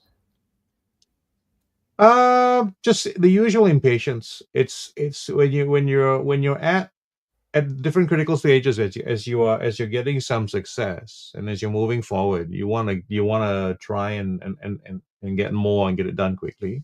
So as you do that, as I do that, what I've done is I've taken larger positions that I should have, and then of course predictably results are you win or you lose. So as you lose, you're actually ruining your account in financial terms, and as you keep trying to figure your way out, because of the leverage that I have is very high. So I don't want to bore anyone who doesn't quite do trading yet, but because I'm using very, very high leverage, I actually have the capability of trying to buy my way back in. But every time I do that, it actually is a larger and larger risk that I'm taking.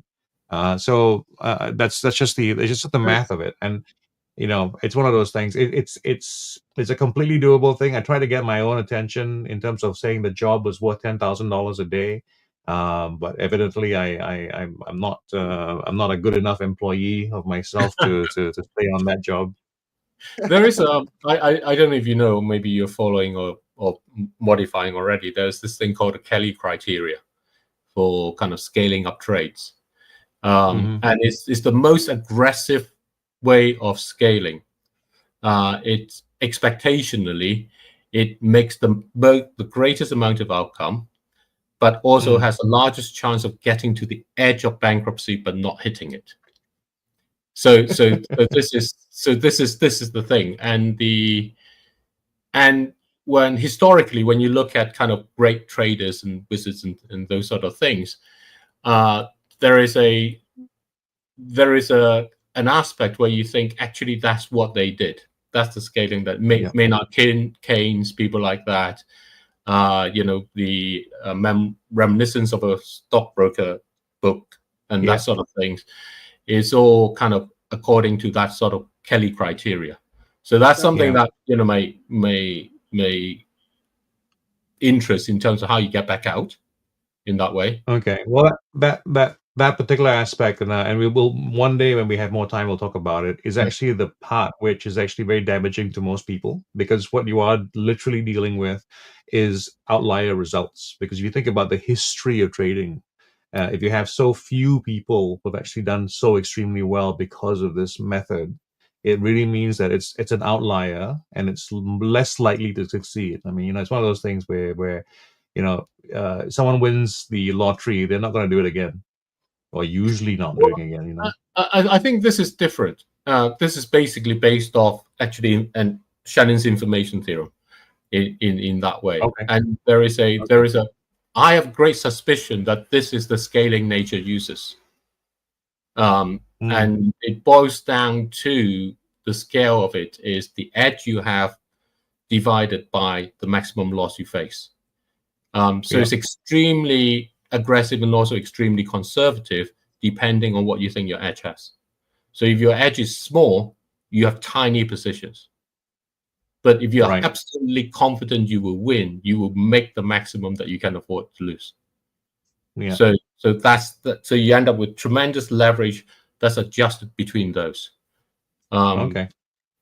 All right. So Well, nature has very small chance of winning, so it's better tiny as a result. If you're like me and you're listening to this, they're speaking another language. Yeah. Yeah, you're speaking in tongues. So I want to share a couple of things, because one of the things people like is actually a recommendation to go and watch or do something. So obviously, other than the books, but both of our kids have been away, which is completely weird because the house is so quiet. So Steve and I have watched the entire series of the Jack Ryan movies because they're just good yarns, right? But something that jumped out that I missed somehow is a movie called Amsterdam, and it's got Christian Bale, Margot Robbie, John David Washington, who's Denzel Washington's son, very attractive man, Robert De Niro, Rami Malek, and Taylor Swift. So there's this female at the beginning of the movie, and I'm like, God, that looks like Taylor Swift. And I'm like, Steve, who do you think that is? And he went and searched, and it's Taylor Swift. It's a short sort of cameo, but it's interesting. This is a really, really interesting movie. Have you seen it? No. Amsterdam, no. It's based on 2022. Didn't get great reviews at the time for some bizarre reason. It's post-World War. Capital of the Netherlands. Yeah, I've been there many times. I love it. Post-World War I, preceding World War II. There's so many aspects to this movie. One of them is drug use. So a lot of injured soldiers came out, and Christian Bale's character, who's just fantastic in this movie, he's constantly sort of mixing and matching drugs, trying to work out how to heal pain in his body because of war injuries. And I think that's similar to the time that we're in right now. There's massive, widespread drug use in societies across the world. Opioid crisis, that sort of thing, right? So one, drug use. Two, it's not a true story, but it's based on a true story. it's also about the group of people that were basically trying to. It was basically the fascist movement in the US that was trying to overtake the government. So it's a really interesting movie for this time in our world, and I absolutely loved it. So I recommend Amsterdam. Okay, Amsterdam. I will go and find that. Okay, cool. I'll go have a look. Super interesting. You'll love it, and it's really quirky. Christian Bale, like his character, he's like, he really uses his hands. You know, it's fantastic, really fantastic, and beautiful 30s cinematic fashion, all of it. Yeah. All right. So next week we are going to welcome one of my friends, Neil Moore, and I've known Neil for a long time professionally. Joe, you're going to love him. He's worked in the film industry. He's made some films and documentaries. So we both go back to the content marketing world, but his real message is about pro-human. So he's not anti-technology, but he's really talking about how we've got to focus on being human in this world. It's going to be our last show before we have a break. Yeah. Yeah. And then we'll come back end of August, September, whatever we agree to the date. So I'm looking forward to welcoming Neil, and we'll see everyone next week. All right. Okay. All right. All right. Great. Bye. Bye. Oh, and hi from Richard. He's stuck on the plane. He got stuck in a storm in Sweden. Apparently, it's very windy. Sweden has not seen a storm like that. So the effect of weather is affecting how you can get to work and make your appointments and everything. Yeah. And when you can't do that for enough time, you don't get paid. That's how it's going to hurt you. Yeah, exactly. No, big one. We've got Joe and I have a mutual friend who's got an island in Sweden, and he can't get on his boat to get back to the mainland. So, yeah, you know who I'm talking about, right? Yeah. All right. Wow. See you, mate. All right.